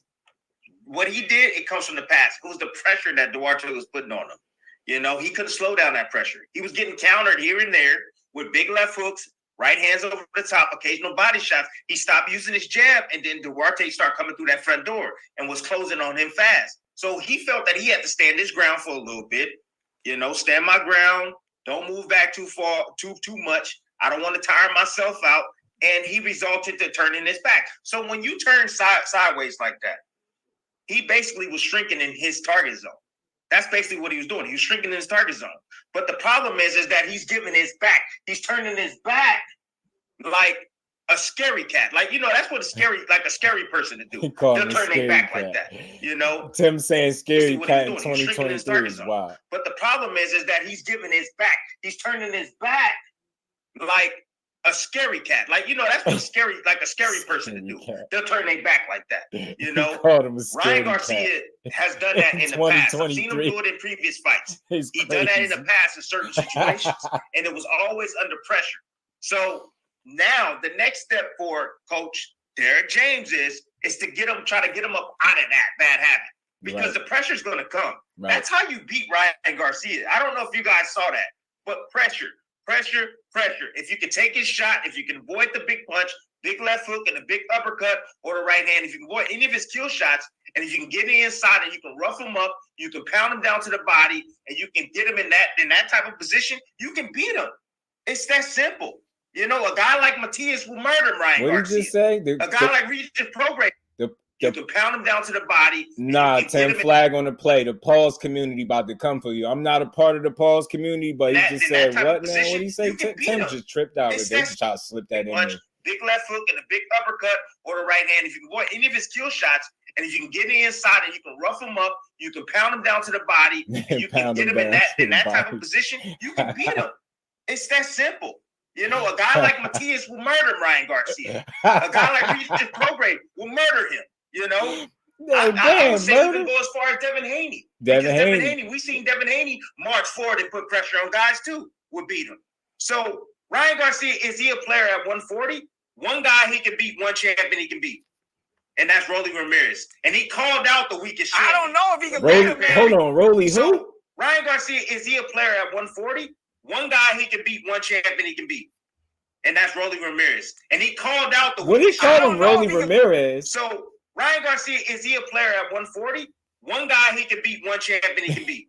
And that's Rolly Ramirez. And he called out the weakest champion. I don't know if he can beat him, man. I don't know. So Ryan Garcia. This thing is being boxed all this long, and you can't get a man name right. You call this man Rolly Ramirez is wild, Tim. See? Didn't I tell y'all I wasn't cool for him to fight providing a call like that? Because I ain't never hear nobody call this man Rolly Ramirez. That crazy. Is he a player at 140? One guy he can beat, one champion he can beat. And that's Rolly Ramirez. And he called out the weakest champion. I don't know if he can beat him, man. I don't know if he can beat him, Tim. That's a good fight. I don't know if he can beat him. Hey, nah, hold on. I gotta pause it, yo. Y'all gotta go watch this on your own time, yo. Somebody got to muzzle Paulie. Yo, he kept cutting Tim Bradley off. He wouldn't let him talk, yo. Every time Tim was trying to finish a thought, Paulie would just interject, just start talking over him, yo. They crazy, bro. Nah, Rolly Ramirez. One guy he can beat, one champion he can beat. Hey, and that's Rolly Ramirez. And he called out the weakest champion. I don't know if he can beat him, man. I don't know if he can beat him, Tim. That's a good fight. Nobody even asked Paulie. It's 4 people up there. Rolly got hair. Rolly got hands, bro. Rolly can punch a little bit. Rolly will make you uncomfortable. Too, though. He's a tough guy. But isn't that the Did he just say Rolly got hands? So Ryan Garcia, is he a player at 140? One guy he can beat, one champion he can beat. And that's Rolly Ramirez. And he called out the weakest champion. I don't know if he can beat him, man. I'm done, y'all. I don't know if he can beat him, Tim. That's a good fight. I don't know if he can beat him. I don't know either. I don't know if he can beat him. Rolly got hair. Rolly got hands, bro. Nah, I got Ryan beating Rolly. I'm not gonna lie to you. I got Ryan beating Rolly. But isn't that the me? That check hook from Ryan Garcia was some smack Rolly. Yeah. I see the same thing. Javante hit him with his shot too. I get it, but you do get better from that. You do adjust from that. Also, you do know it's coming when you're preparing for Ryan Garcia. You do know you got to watch for that shot. I don't know, bro. Rolly's uncomfortable himself. Listen, Rolly's a legitimate world champion. He got a major world title. In a top weight class. In a weight class full of talent. You know what I mean? Like, that's not easy to do. And setting the table, trying to convince us Rolly is a champion is wild, Paul. With his shot too. I get it, but you do get better from that. You do adjust from that. Also, you do know it's coming when you're preparing for Ryan Garcia. You do know you got to watch for that shot. I don't know, bro. Rolly's uncomfortable himself. Listen, Rolly's a legitimate world champion. He got a major world title. In a tough weight class. In a weight class full of talent. You know what I mean? Like, that's not easy to do. And he can punch a little bit. Yo. I don't know, man. Y'all stupid. Tim said, who yelling? Cousin said, tell Paulie to breathe. Paulie like me. Paulie sounded like Mr. Oxygen Man now. Take did say that Rolly hit hard. He did. He definitely did. Hey, for once, but I'm not sure about Rolly either. Because Tim like tell Paulie Malignaggi, stop talking over me. I'm telling you, bro. Tim was looking like, bro, this bro gonna keep doing. He just gonna keep talking over me in the joint. Rolly would try to bully Ryan. He would crack the LA shell, the Victorville shell, Remo, the Victorville shell will get him his ass. Paulie still ain't recovered from AB taking his side piece. You know why he ain't never gonna recover from it frequent? Because the fact that he sat on television where every cable TV, you know what I'm saying, and told people that he got a side piece is crazy. Because you just told your girl you cheated. I said, what? He got you that mad over that belt that you just told your girl in front of everybody you cheated. You said, stop bragging about taking my side piece. I said, side piece? So you have a girl and you cheated in real time. I said, nah, Paulie, you lost. That loss right there against Broner count as 2, because that's definitely 2 L's. Nah, to lose your belt, get beat up, then he lost his side piece, and I'm pretty sure your girl probably left you after she found out that you got a side piece. Yeah, that's 2 L's. Somebody got to put an extra L on Paulie's resume, bro. Tell Paulie that L against Bro. And I was in the building for that too. I enjoyed that fight, man. Watching Broner go out there and fight Paulie. I thought that was a fun fight to watch. The only girl and everybody at home. Imagine his girl watching Rena with the family, or sitting at home watching Paulie while he tell everybody you took his side piece. Like imagine everybody looking at his girl when he said that. He wild, yo. Paulie is wild. That's how AB had that man out of his comfort zone, bro. And Ryan didn't catch Rolly clean. I'll be in trouble. Rolly will maul him. I think Rolly will too. Y'all know the infamous sparring footage, man. We gotta cue it up, man. You gotta cue the sparring.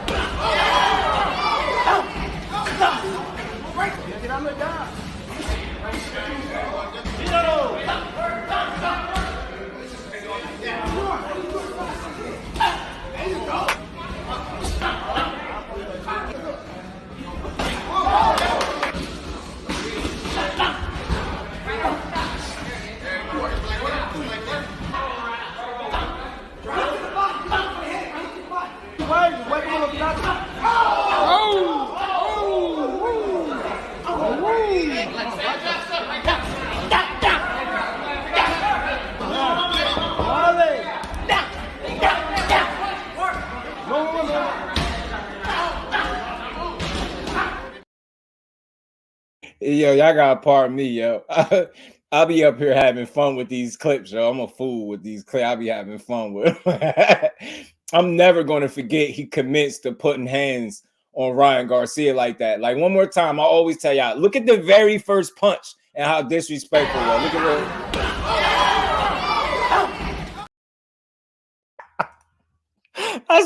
that's why Ryan called him out after the fight. Ryan, like, yeah, Just Do ain't gonna be able to play that clip no more. He gonna have to play the real fight. Rick Tim's in the building. What's good, Rick? Good to see you, bro. I think how Rolly may be a bit shell-shocked at this point. Me too, Ant. Me too. 50-50 fight. Yeah, Remo, it's definitely 50-50. Rolly was beating his ass. Big Keith, what it do, family? How you feeling, bro? Yeah. Do Ryan like he did Anthony. Yeah, I think so too, Bole. And look, it's the reason why I was playing the interview from Tim Bradley. Again, a lot of people was confused about the shoulder roll. That's not no shoulder roll. Pardon me, y'all. Forgive me for saying that. That Victorville shell, everybody was confused about it. But you gotta think, y'all, the reason you never seen it before, because y'all ain't been to Victorville where they teach that. They definitely not teaching that in Philly. Not what Ryan was doing. They ain't taught that shit a day in Philly. Word got back. Word got back. I live close enough to Philly. They didn't teach that. Nah, word got back. That right there, that's not it, bro. That's the Victorville shell, straight out of Cali. Victor, wherever that's at in Cali, Victorville, that's where he got that from, bro. Duarte was about to send him. Duarte ain't take enough chances for real. I don't think he believed that. Like Chris Algieri said, he just didn't go for it like he should have. And I think he fought a pace that Ryan even felt after a while. He was applying pressure. I think Ryan, that's why he started turning his back to him. I think he was uncomfortable. I think that's the minute he stopped listening to Derrick James. I think once fatigue settled in, he started trying some stuff in there. And we seen the emergence of the Victorville shell. You know what I'm saying? We seen the Victorville shell. That shit was wild. You know what I'm saying? Don't ever do it again. Derrick James should have docked you. You should have given Derrick James a tip for you going out there doing that. That Ryan, I'm telling you, Tim, he gonna be mad. He gonna be hitting him with them joints, man. But I think Ryan will get him. And the reason why I say, all jokes aside, though, why I think Ryan will beat him, because I think he survived Tank Davis better than Rolly did. I think Ryan Garcia in his next fight after fighting Tank Davis, I think he looked better than Rolly. You get what I'm saying? He fought a younger guy, more fresher guy. Rolly fought that upperclassman in Big Watch Barroso, and he almost got his ass kicked. PJ's big dog was good with it, bro. Ger said that's the camera roll, not the shoulder roll. The Victorville sushi roll, bro.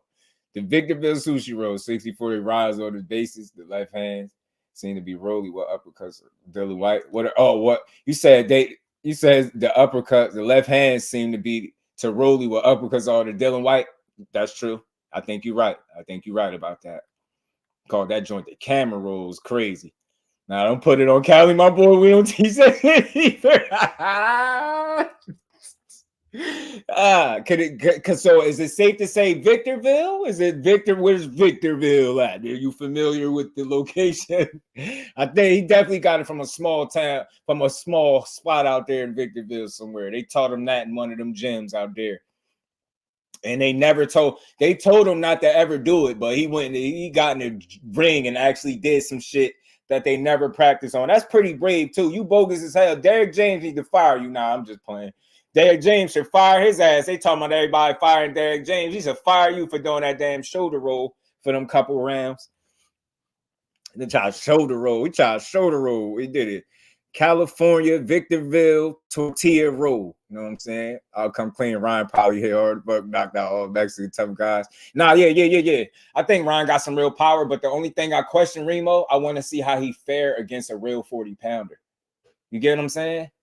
He's spray painting up some of these fights because they're at catch weights. And that's why I say I don't feel like he was drained the way he was saying against Tank. I think that's a lack of discipline. And I think he used the rehydration clause to try to, win some people over. Pound for pound boxing talk in the building. What's good, bro? How you feeling? Duarte started the fight with pressure, but let up. Yeah, he did. It's like he wasn't fully confident, Aisha, or what he was doing in the ring. He wasn't fully confident. They told him and told him to not use it unless you're in trouble. Yeah, man. Oh man, he said it. Brian looked like the next Mayweather. Man, that's Victorville tortilla roll. You know what I mean? The Bay don't clear that defensive style. No way. Hell no. Nah, I feel you. Big Keith. Salute to you, bro. Good to see you. But he said I heard that was the silly shell. Yeah, damn, one of the bros called it the silly shell. I forgot. Was it Frequent? I think it was Frequent calling it that. A couple of y'all though. Skills, my brother, Mr. New Orleans in the flesh. What's good, my bro? How you feeling? Uncle Chell in the building. What's good with it, man? Salute to you, bro. Good to see you in the building. The Calabasas crouton. The Calabasas crouton is crazy. He bogus for doing that, y'all.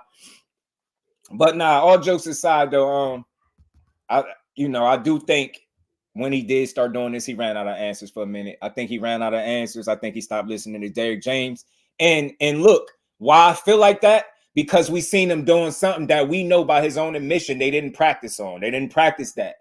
Derrick James, in fact, told him to stop doing that. You ain't no damn Mayweather. Don't do that no more. He said to silly ho.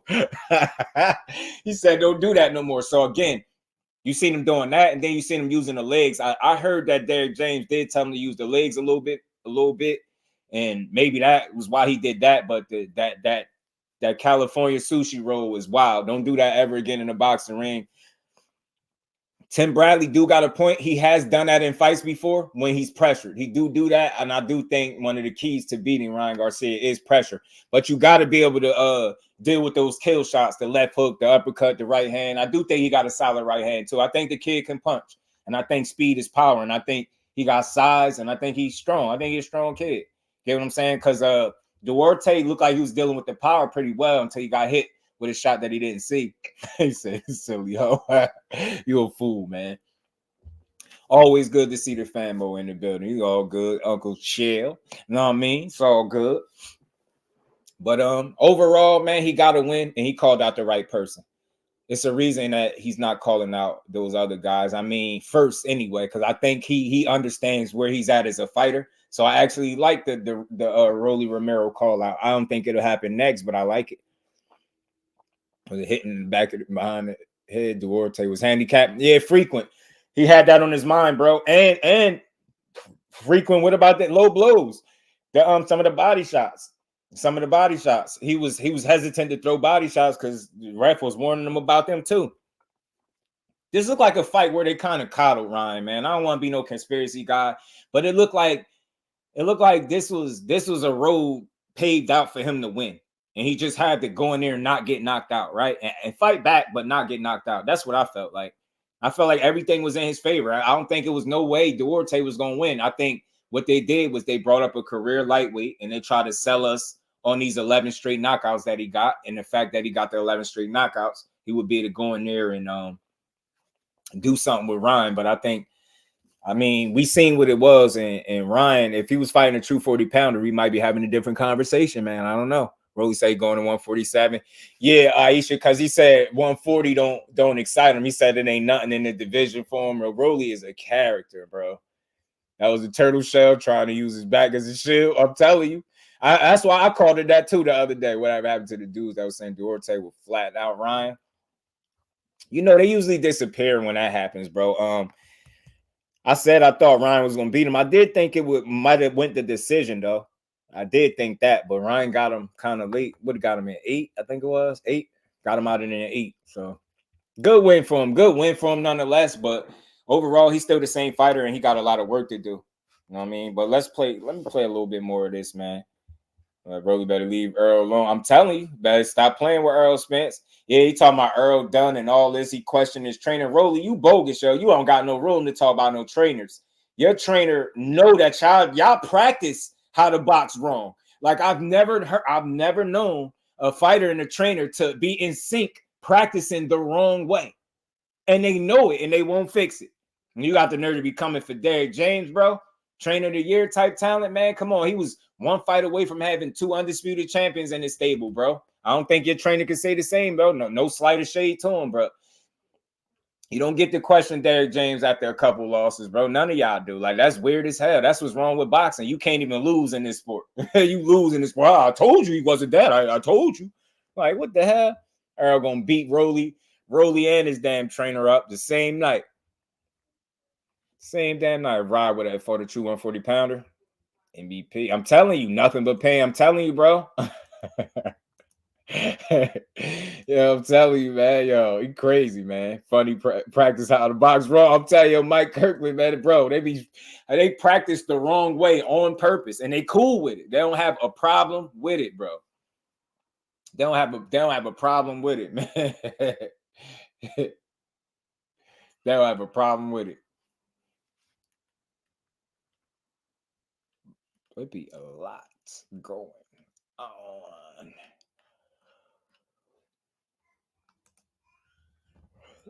Have a good one, Miss Joette. Peace to you, Queen. Good to always see in a bit of practice to fight wrong. Yeah, they practice wrong on purpose. Rolly knows where the money is. He do. Well, was teaching that man UFC strikes for a boxing match, bro. And we ain't gonna talk about the famous head work. The famous head work on the bag that he was doing, bro, was tripping out. I'm like, yo, this man is remedial. Bullet can't even halfway compare to DJ. Facts. It's not even close, Aisha. It's not even close. Was good, boxing fan. Fender Bender in the building. Was good, family. Good to see you in the building, my bro. How you feeling?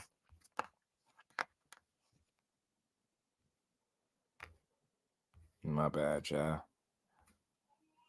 All right.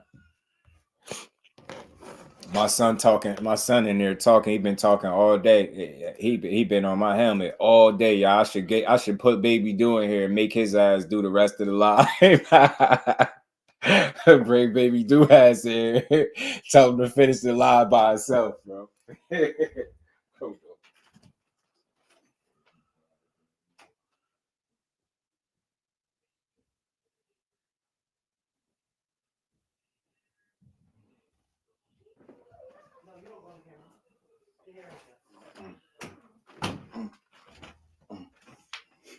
My bad, y'all. I'm back. You want to see? Rolly had the best open workout ever. That man threw 2.5 punches and stopped. Just who was supposed to fight? He was supposed to fight Calvin Ford, bro. Calvin, it was supposed to be Calvin Ford. I wanted to see Coach Calvin put some paws on him. That would have been a fun fight. I think Bullet would have tried to bring it. Yeah, he been, Aisha, he been, look. Say what's up to the people. He laughing. What's up, baby? You silly. You want to do the rest of the live by yourself? You want to talk to the mic? Talk to the microphone. Talk to the microphone, baby. You want to talk? Tell everybody, say, look, give everybody their just due. Say what's up to the people, man. Nope. He's just going to sit here and look. He said, I had to train mad dogs. What's up, man? You was just out there making all that noise. Now you don't want to talk. You just going to look at me talk. Say what's up to the folks. Say hi. Clap your hands. Clap your hands. So you know what I mean when I say the hand. You see you looking at the hands? That's his mom worked out. Clap your hands, Steve. I'm just going to look. Fat face little boy. He do eat a lot. He do. He do eat a lot. So all you do is eat, right? Ain't that right, fat face? He in that staring in his hand stage, man, where he just be looking at his hand like it's gonna grow another one. Say, yo, who you got? Devin Haney, Regis, Prograis. Who you got? I can't hear you. Say it a little loud. Who you got? He acting shy. Man, he got big hands, man. That's why he probably always standing in little baseball mitts. Look at him. Look. You see the light? He little and big at the same time. And he's standing up. I'm holding him up, but he's standing. He definitely standing, yo. I don't know how many 4-month-olds want to stand up, y'all. Say what's up, baby. There you go. Say hi to the folks. Say what's up. Say what's good. Say what's popping, bro. He like that red light I got over there. Curly hair. Yeah, he got that good batch, man. You know what I mean? Hopefully it don't go gray in 18 years like mine did, right? He said, Devin Haney.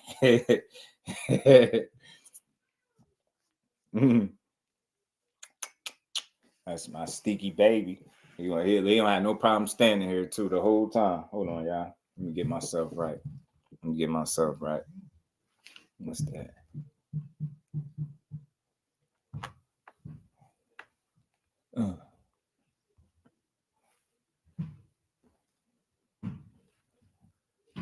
Man, salute to my brother Mike Kirkland, man. In the Cash App, always supporting the grind. Much love and appreciation to my bro, man. I appreciate that, family.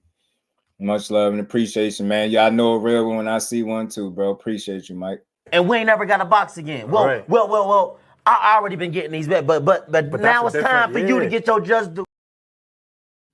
You want to look at the light, big face, big cheeks, big eyes. Say, what's up, people? Say, what's up with the boxing fan, man? Peace to my guy, Mike. Appreciate you, Mike, as always. King Judah, appreciate you, bro. Cool little quarterback with big hands. He a brat, man. He chill. He gonna sit here and chill because he hear me talking. This is how I keep him quiet sometimes when I talk. My voice alone, he'll just sit here and watch me talk. And don't say nothing, just look. Ain't that right, baby? Ain't that right? Philly Bull, what's good with it, bro? Look, there go the other baby dude with his nappy ponytail. That's my babies. It's my babies. I salute the and the new. Why are you looking like that? You coughing in my face. Hey, baby. Peace to the chat family. Peace to my guy, man. Peace to my guy. Peace to the bros. But man, let me get back to this, man. Let me. I just wanted to put Fat Face on there because he be dry me. I had one of them days today. I was about to put him on the live today, yo. The live was gonna start, yo. He was gonna be sitting right here, standing right here, me holding him. I wasn't gonna say nothing here. Do the live, bro. Do the live. Do the live, Fat Face. A lot of hair too. Who this one? Yeah, he do. It's way more than you think. That's that ponytail. You know, after it shrink up. Well, he got a lot of hair. But all right, man, my bad, y'all. Let me go take him back, man. Let me take baby dude back.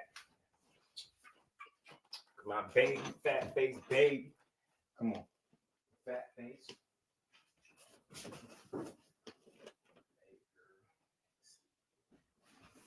All right, baby dude. You almost done? Yeah, almost. All right, man. All right. Oh, did y'all see him? Yeah, man. I had to cause see, we the family in here, so I had to show y'all who be the reason I be having to not do lives and stuff. That be his fault. He be on my helmet, and he a breastfed baby too, so he spoiled. So I be in here going through it. You know what I'm saying? I be in here stressed.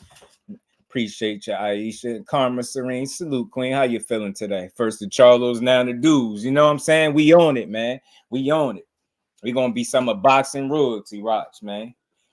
And here little brat though, man. It's little brat, but he a happy baby, man. He a happy baby though.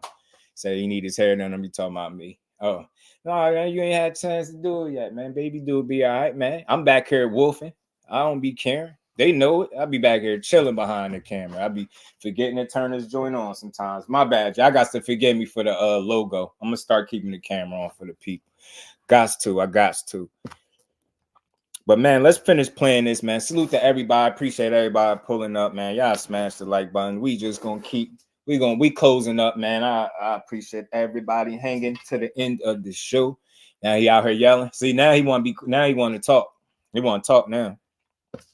He want to talk. But let's get back to this and what Bradley was talking about. Like I said, y'all, overall, Ryan Garcia, he did an okay job, but I don't think we're gonna see the improvements that we looking for until him and Derek James get more time together. And I think not only them getting more time together, he needs to really commit himself to 140. I don't think Ryan Garcia fully committed himself to 140.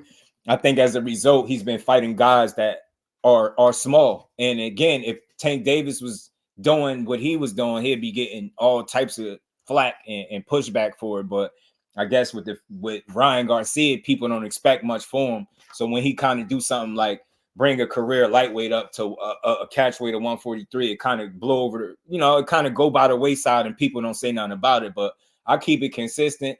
I don't knock him. I like Ryan. I was rooting for him. I was giving him his just due. I want to keep seeing him improve. Yeah, he is, man. All he do is eat. All he do is eat, Karma. I'm telling you, from the minute them eyes open. They're frequent be in the chat going, Haney's clan love the babies. They always had the potential to join the clan. Oh, man. Now, baby do. Where you at? Come back and hang with us. I got a couple minutes. We're gonna finish playing this. I'm gonna play a little bit more of this, y'all, before we do get out of here, because I wanted to make sure that I complete my point. It wasn't to like shit on Ryan. It's just to call a spade a spade. I think he needs to be at 140 and compete there. I think he needs to fight guys that are at 140 pounds. And I think him calling out Rolly is a good start. Easy to do, and he can punch a little bit. I don't know, man. That old man was whooping his behind. Barroso, bro, hey, and Chris can attest to this. Barroso fought on some star boxing shows in New York. I saw Barroso stop Kevin Mitchell in England back in the day. When Mitchell was a major contender in the lightweight division. Bro, Barroso was always a major puncher. He was completely mismanaged, completely mishandled his whole career. Barroso was always a dangerous guy. When they replaced the opponent with Barroso, I was like, bro, this is gonna be a tough fight. If Barroso, unless Barroso's a complete grandfather, this is gonna be a tough fight. Barroso was always mismanaged and mishandled. That dude used to be able to really fight and could always punch. It's just he's old and he was mismanaged and mishandled. Don't let that fool you about Rolly, but Rolly's a weird guy, man. Rolly's a weird fighter, but he's a fighter nonetheless, man. It's a good fight. I would want to watch the fight. I think that's the title fight that interests me the most, because you got to put Ryan in a big, high-profile fight because he's a big name. I'd like to see that fight. I'd want to see it. But if I'm Ryan Garcia, one last thing. If I'm Ryan Garcia, instead of doing all this shoulder roll crap and all this stuff, watch guys of the past that had your body frame and how they fought. Watch Salvador Sanchez. Watch Oscar De La Hoya, your own promoter. Early career Oscar De La Hoya, your own promoter. That's how you got to fight, because his body language is like that. It's a little stiff. All that shoulder roll crap doesn't work. Watch guys with that body frame and how they fought, how they put together. Because Ryan is basically Oscar De La Hoya. Yeah. If Oscar was retarded, without the talent, though, you're gonna cut that out. But call him in Barocho. reality, he's not as good as Oscar De La Hoya. You know what I'm saying? So he's got to get better. But he's got the look, Call the him physical Barocho. presence, the you know, he can be the ladies' guy. He's got money. He makes headlines. Dude, you got it right there in front of you, man. Just go do it. Stop with the shoulder roll crap. You're not Floyd. Chris. So he called out Rolly. Two things. Well, one, I did see a post-fight. I saw later that night, Rolly gave an interview with, I think, Fight Hype. And he said, yeah, he'll take the fight. He thinks he would knock Ryan out in 25 seconds. So that was his take. Who knows when he's going to fight? He's got some kind of an injury.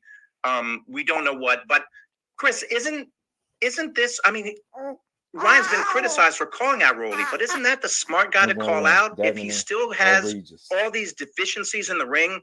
If he wants to become a champion, isn't Rolly, not saying he can beat Rolly, but isn't that the smart guy to call out? Yeah, well, no, it's the only path to getting a title at 140. Because the other guys who have the belts, you got guys like MATHIAS and Devin Haney and Prograis and Teofimo Lopez. Ryan's not at that level. He's not at that level. Not that he won't get there, but he's certainly not there now. And he showed that this past weekend. But Rolly, he's not there. Rolly's not on their level either. So that fight does make sense, and it is the path to a title for Ryan, and 100%. It's a winnable fight. I don't think it's a walkover by any means. I think Rolly actually has a good chance to win that fight because of his physicality. The kid's tough and he's physical and he fights physical. He launches himself across the ring. He pushes guys over. Not after that last fight. Could give Ryan trouble, especially if he's not able to stick to the jab. And he didn't do that against Big Watch Barroso. Your point about the body type. It's funny. This weekend, I was looking at Garcia, and I'm like, man, he does look like De La Hoya right now.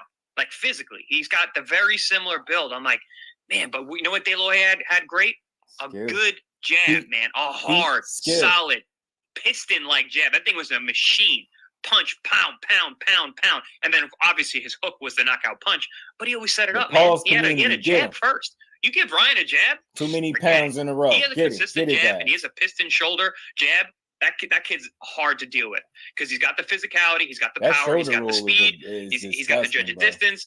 He doesn't have De La Hoya's footwork either, but these are other things that you can work on. With Ryan, I think all of us are so intrigued by him because he's so physically gifted and talented. But he has a lot of deficiencies that all stem from work in the gym. When you're doing TikTok videos in your living room with your brother instead of hanging out in the gym around studs and killers, it's very difficult to get to the highest level of technical ability. And that's what Ryan needs if he's going to tangle with these other guys at 140. Because 140 is the deepest division in the world. It's the best division in the world. For him to snatch a title from one of those guys, he's got a lot of work to do in the gym. But that being said, Rolly is a guy that I think Ryan could beat. So it was smart of him to call him out. And we're going to wrap this up shortly, but I just want to touch on one more thing. You know, we made a big thing about, the boxing world did. The Ryan Garcia beef with Golden Boy Promotions. It happened all week. After the fight, Ryan didn't mention it, but his stance seemed to have softened. He talked about God and wanting peace in his life. And I did see a post-fight interview with Oscar that they did as he was leaving the arena. And he mentioned Ryan's future. And he said he looked forward to being his promoter for years to come. So, Tim, was this all just fooling us? Something to talk about? What are your final thoughts on the relationship with Ryan and Golden Boy? I'm gonna tell you this. I think it was just more to build promotion. I don't think ticket sales are doing that great. So, you know, both these guys were trying to, you know, try to build this fight or make this fight, you know, something, because not a lot of people thought that Duarte had a chance to beat Ryan Garcia. So tickets weren't doing so well, you know. I think there was a little bit of truth to what everybody said, to what, you know, Bernard said about Ryan, that De La Hoya said about Ryan, and I think the same thing about what Ryan said about those two. I think there's some truth there. We've always known that they've had a somewhat of a sour relationship. The fact that, you know, Ryan was successful in this part, you know, in this fight, I think it's going to help their relationship in some way. And the only reason why is because everybody's making money. You know, at the end of the day, everybody is making money. Ryan said what he needed to say. He got it off his chest. Now he's moving on. He's not wanting to hold a grudge, which is good. and Golden Boy, they understand that this is business. And, you know, moving forward, I think that their relationship should get a little bit better. Now that they've communicated and they know where each guy stands, you know, and moving forward, it should get better for I think the whole crew. Absolutely. Nothing changes the mood like a nice win. Everybody's happy after a nice win like that. You know what I mean? Yep. So Ryan still won. Yes, there's talk about this. You know, where does he go? The criticism, the accolades. You know, that's what we're here for. We bring up a lot of talking points, but nonetheless, from within the team, a nice win always pushes away the dirt underneath the rug. Not for in this now, case. for now, until the next issue comes up. You know, not in this case, because look, this is after the fight, and on top of that, right? They speaking like that, but they must have forgot that. You know, De La Hoya was denied entry into Ryan's dressing room from what I'm hearing. He couldn't come in there. So I don't see how that win patches up their issues. I think the problem is the way it seemed like Oscar is caught between if he really liked this kid still, if you still want to promote him, push him. It seemed like a part of him want to be cool with him. Bernard is like, we ain't kissing your ass. We don't kiss fighters' ass. Seemed like Bernard is taking it's just business approach. Meanwhile, Oscar is trying to take I started you, I'm promoting you, kind of. I'm still your friend, but I'm your promoter. They gotta fix it. At the end of the day, they got some issues going on over there. And I think despite what they think Ryan is or is not, he is one of their guys over there. And I think it would be mindful for them to treat him a certain way, right? You get what I'm saying? At the end of the day, how many guys could say they got in the ring with Tank Davis with no trainer? So they can miss me with all that criticism they got of him. They need to be helping that man, helping that kid. You get what I'm saying? They need to be helping that kid. Hey, baby. He a brat, man. Bernard want to touch his lower back like he did. Tank was about to smoke his ass over that, touching him. Thanks, Cuzzo. Now he want to talk. Now he want to talk. Who you got? Haney or Regis? Sir. Hold on, bro. Hold on. You're not going to ignore me in front of company. Front of the family like that. Who you got? Fat face, Haney, or Prograis? Who you got? I see you got a mouthful of drool. You don't got nobody? Okay. You gonna wait? Yeah, Bernard, I think is he got that you know, I'm your, you know, I promote you or I help promote you, and it's just business type of attitude. And Ryan, I mean, Oscar kind of got stuck. He got 1 foot in, 1 foot out. Like he wanna be about business, but he said Regis Muche. Regis. This boy know he could chew something and ain't got nothing in his mouth. Probably chewing a kernel of rice from a week ago. I'm fan of Ryan Garcia. I was pulling for him. Me too. I am. I just want to see him build off this win, man, and just keep winning, man. Overall, just keep putting them wins together. And you know, I think him calling out Rolly, it makes sense. Call Rolly out. I think that's a winnable fight for him. And I think that's the one he should try to pursue. If he can help it, I think any elite guy at 140, like Tim Bradley says, I think they wreck him. I think they destroy him. I think they beat him. I don't see him beating Regis. I won't pick him to beat Haney. I won't pick him to beat Tio. You know what I mean? Matthias, none of them dogs at 40, because I think he still need more work. And maybe with another training camp with Derek James and some more work, some more dedication, he could find himself improve some more. You get what I'm saying? Improve some more and just build more chemistry with your trainer, more trust. You get what I'm saying? Build with Derek James. He really believe in you. If you listen, y'all, like I said, my opinion, this when he stopped listening to Derek James is when he was having those weird couple rounds, turning his back and shoulder rolling. When he started listening to Derek James, he got the knockout. He said it himself. So it's obviously some type of chemistry that they got that's working, right? He guided him somewhat to an 8th round knockout Saturday night. So you just got to stay focused, keep putting in the work. If you don't pick up nothing from Errol Spence, pick up the fact that, you know, him and Frank Martin is some dogs and they work their asses off. If you don't pick up nothing else from over there in that camp, just pick up the work ethic, bro. Like, you get what I'm saying? The way they suck it all in. You get what I'm saying? Man, the pause community going to come for me, but you know what I mean.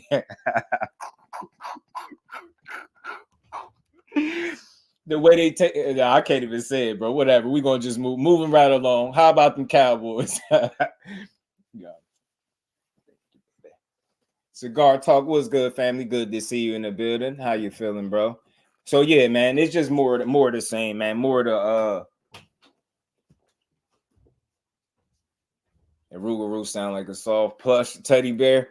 Nah, the Rougarou is actually a bro. The Rougarou is that's like supposed to be like some mythical creature or something like that. The Rougarou. I never understood why he went with the Rougarou. I think I heard him say it, but I forgot what he said. But the Rougarou sound crazy. It sound like it's some made up stuff. Yeah, man, the pause community gonna come for me, man. Don't come for me, pause community, because I'm not part of the pause community. I see this gray in his beard. I don't know nothing about no pause. But but he just need to I think really accept what it is that Derrick James is offering him, right? And I think if he get on board with that, he can get himself in a situation where he can start being a part of more than just a Tank Davis fight, right? I think it's more lucrative fights for a guy like Ryan Garcia if he takes his career serious and he continues to improve. If he continues to improve, we got a real 140-pound fighter. But right now, I can't really say he at 140. Bro ass, he ain't fighting nobody at 140 for real. You know what I'm saying? Monster. Werewolf, right? You're right. It's like some mythical creature or something like that. Because it's supposed to be like a cryptid, you know what I mean? I think New Orleans, is it New Orleans cryptid? It could be. But I done watched some stuff on the Rougarou. They got some videos and stuff on YouTube with that stuff. The way they hoover it all, like the vacuum. Right. Swamp creature, something like that. Right, Gertz, you know what it is. You know what it is, man. But we'll see, man. There's some goosebumps and shit. Right, Gertz. You know what it is. And real quick, man, I read again, AJ.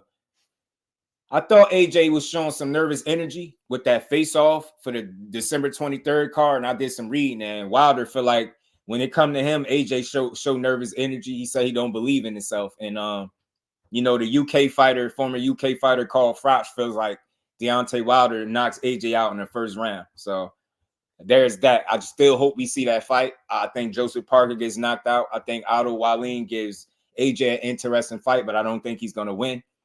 And I hope that sets up Deontay Wilder and AJ because I want to see it. I want to see it, man.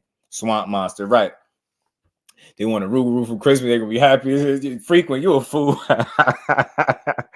Man, hey, KJ, you want a Rougarou for Christmas? Nah, you didn't want a Rougarou. Who gonna win, Devin Haney or Regis Prograis? Devin Haney gonna win. You gonna decision or knockout? Don't say no knockout. You can't embarrass me in front of people. I don't say knockout. No decision. Don't say no knockout. You can't talk crazy like that. If it's gonna be a knockout, it's probably gonna be Regis, right? All right. We on the same page. You got me. You got me. He might have to carry Parker a little bit. He might. Or then again, you know what, B-Dog? Nah, don't even play with him. They don't get paid for overtime. Spark his ass right out. You know what I mean? Spark him out. Send him a right hand straight down the pipe, and then give him his check. Send him on his way. Get his ass up out of there. Rougarou, a Louisiana legend of a werewolf, Sasquatch, skinwalker. Right. Look at Fender Bender on it, man. You did. I watched some stuff on that, y'all. I'm into cryptids and stuff like that, bro. I believe that stuff exists, bro. If he knocks him out too impressively, it might spook AJ. Yeah, man, you right, B-Dog. You right. He might have to take his time, right? You right. AJ knows he's going to sleep against Wild. I think he do too, bro. I think he's just not confident that he can beat him. He can say what he wants, but I don't see confidence coming from him. Carl Froch is just standing for Joshua's old trainer, McCracken. Oh, is he? Because he said Joshua get knocked out in one round versus Wilder. He said he getting sparked. I got Regis 11-round stoppage. Okay, Tim. Okay, it's fight week, man. Another dope build in the books, man. We over 3.5 hours. I appreciate everybody that supports the grind and stuck to the end of the show. You know, we never know how long we gonna go. 2 hours, 3 hours, 3.5. We just rock out, man. So with that, I appreciate everybody, man. This is fight week. I think we're gonna see a good fight. I'm putting that energy into the air. This fight will not be a boring fight. It's gonna be an entertaining fight. It's gonna be worth our money. It's gonna be worth seeing, and we are going to watch it. We're going to watch it. Carl Froch. Oh, yeah, you seen that. Salute to my guy, Judah Ben, man. But much love and appreciation to everybody that continues to support the grind. Salute to everybody in the Cash App, Super Chat. Much love to y'all. We're going to be back tomorrow, 4 o'clock, to build on some more boxing. If they have another interesting like conversation that's worth talking about, I'll speak on the fight some more. Like I said, we're going to build the fight up till we see the fight, and may the best man win. I don't have a dog in the race. I support boxing, support both fighters. I like Regis. He a real one. Devin Haney's a real fighter too, man. I appreciate what he brings to the sport. I just want to see a great fight, you know what I mean? And whoever win, and then move on to bigger and better things. And somebody got to fight Mathias. Somebody got to fight Mathias. Y'all can't all just chill at 140 like that dude ain't out there making people quit on stools and stuff. Like, we're not going to just act like, you know what I mean, he ain't kicking ass out there. Yeah, I talked about it briefly, Fender Bender. I had the post in here, man. I had it up at the end of my live yesterday, Fender. Yeah, I see him and Jojo Diaz going back and forth. He said he'd retire. He said he'll knock him out in 4. He said knock him out in 4. For sure. Gertz, appreciate you, family. Bole, Fender Bender, my guy, frequent flyer, my Rougarou had to tear all the feathers. Started coming out. You a fool, frequent. You an idiot, bro. Deuces, my guy, Lamarcus, Ashley's Corner, Cuzzo, Gertz, my guy, frequent. He said Mathias is fool. I think for the very upper echelon, I think he's going to have some trouble up there because he don't care about defense. You know what I mean? For that reason. But with that, man, much love and appreciation to everybody. Y'all make sure y'all enjoy the rest of y'all good Tuesday. And we back at it tomorrow, man, to build on some more boxing. And salute to y'all, man. Y'all make sure y'all enjoy the rest of y'all night. I do mean that when I say that. Everybody, yes, sir, Mike Kirkland, man, tomorrow, but we will be in the building to cook 20-1, 20 KOs. Yeah, no joke at all. Peace, Aisha.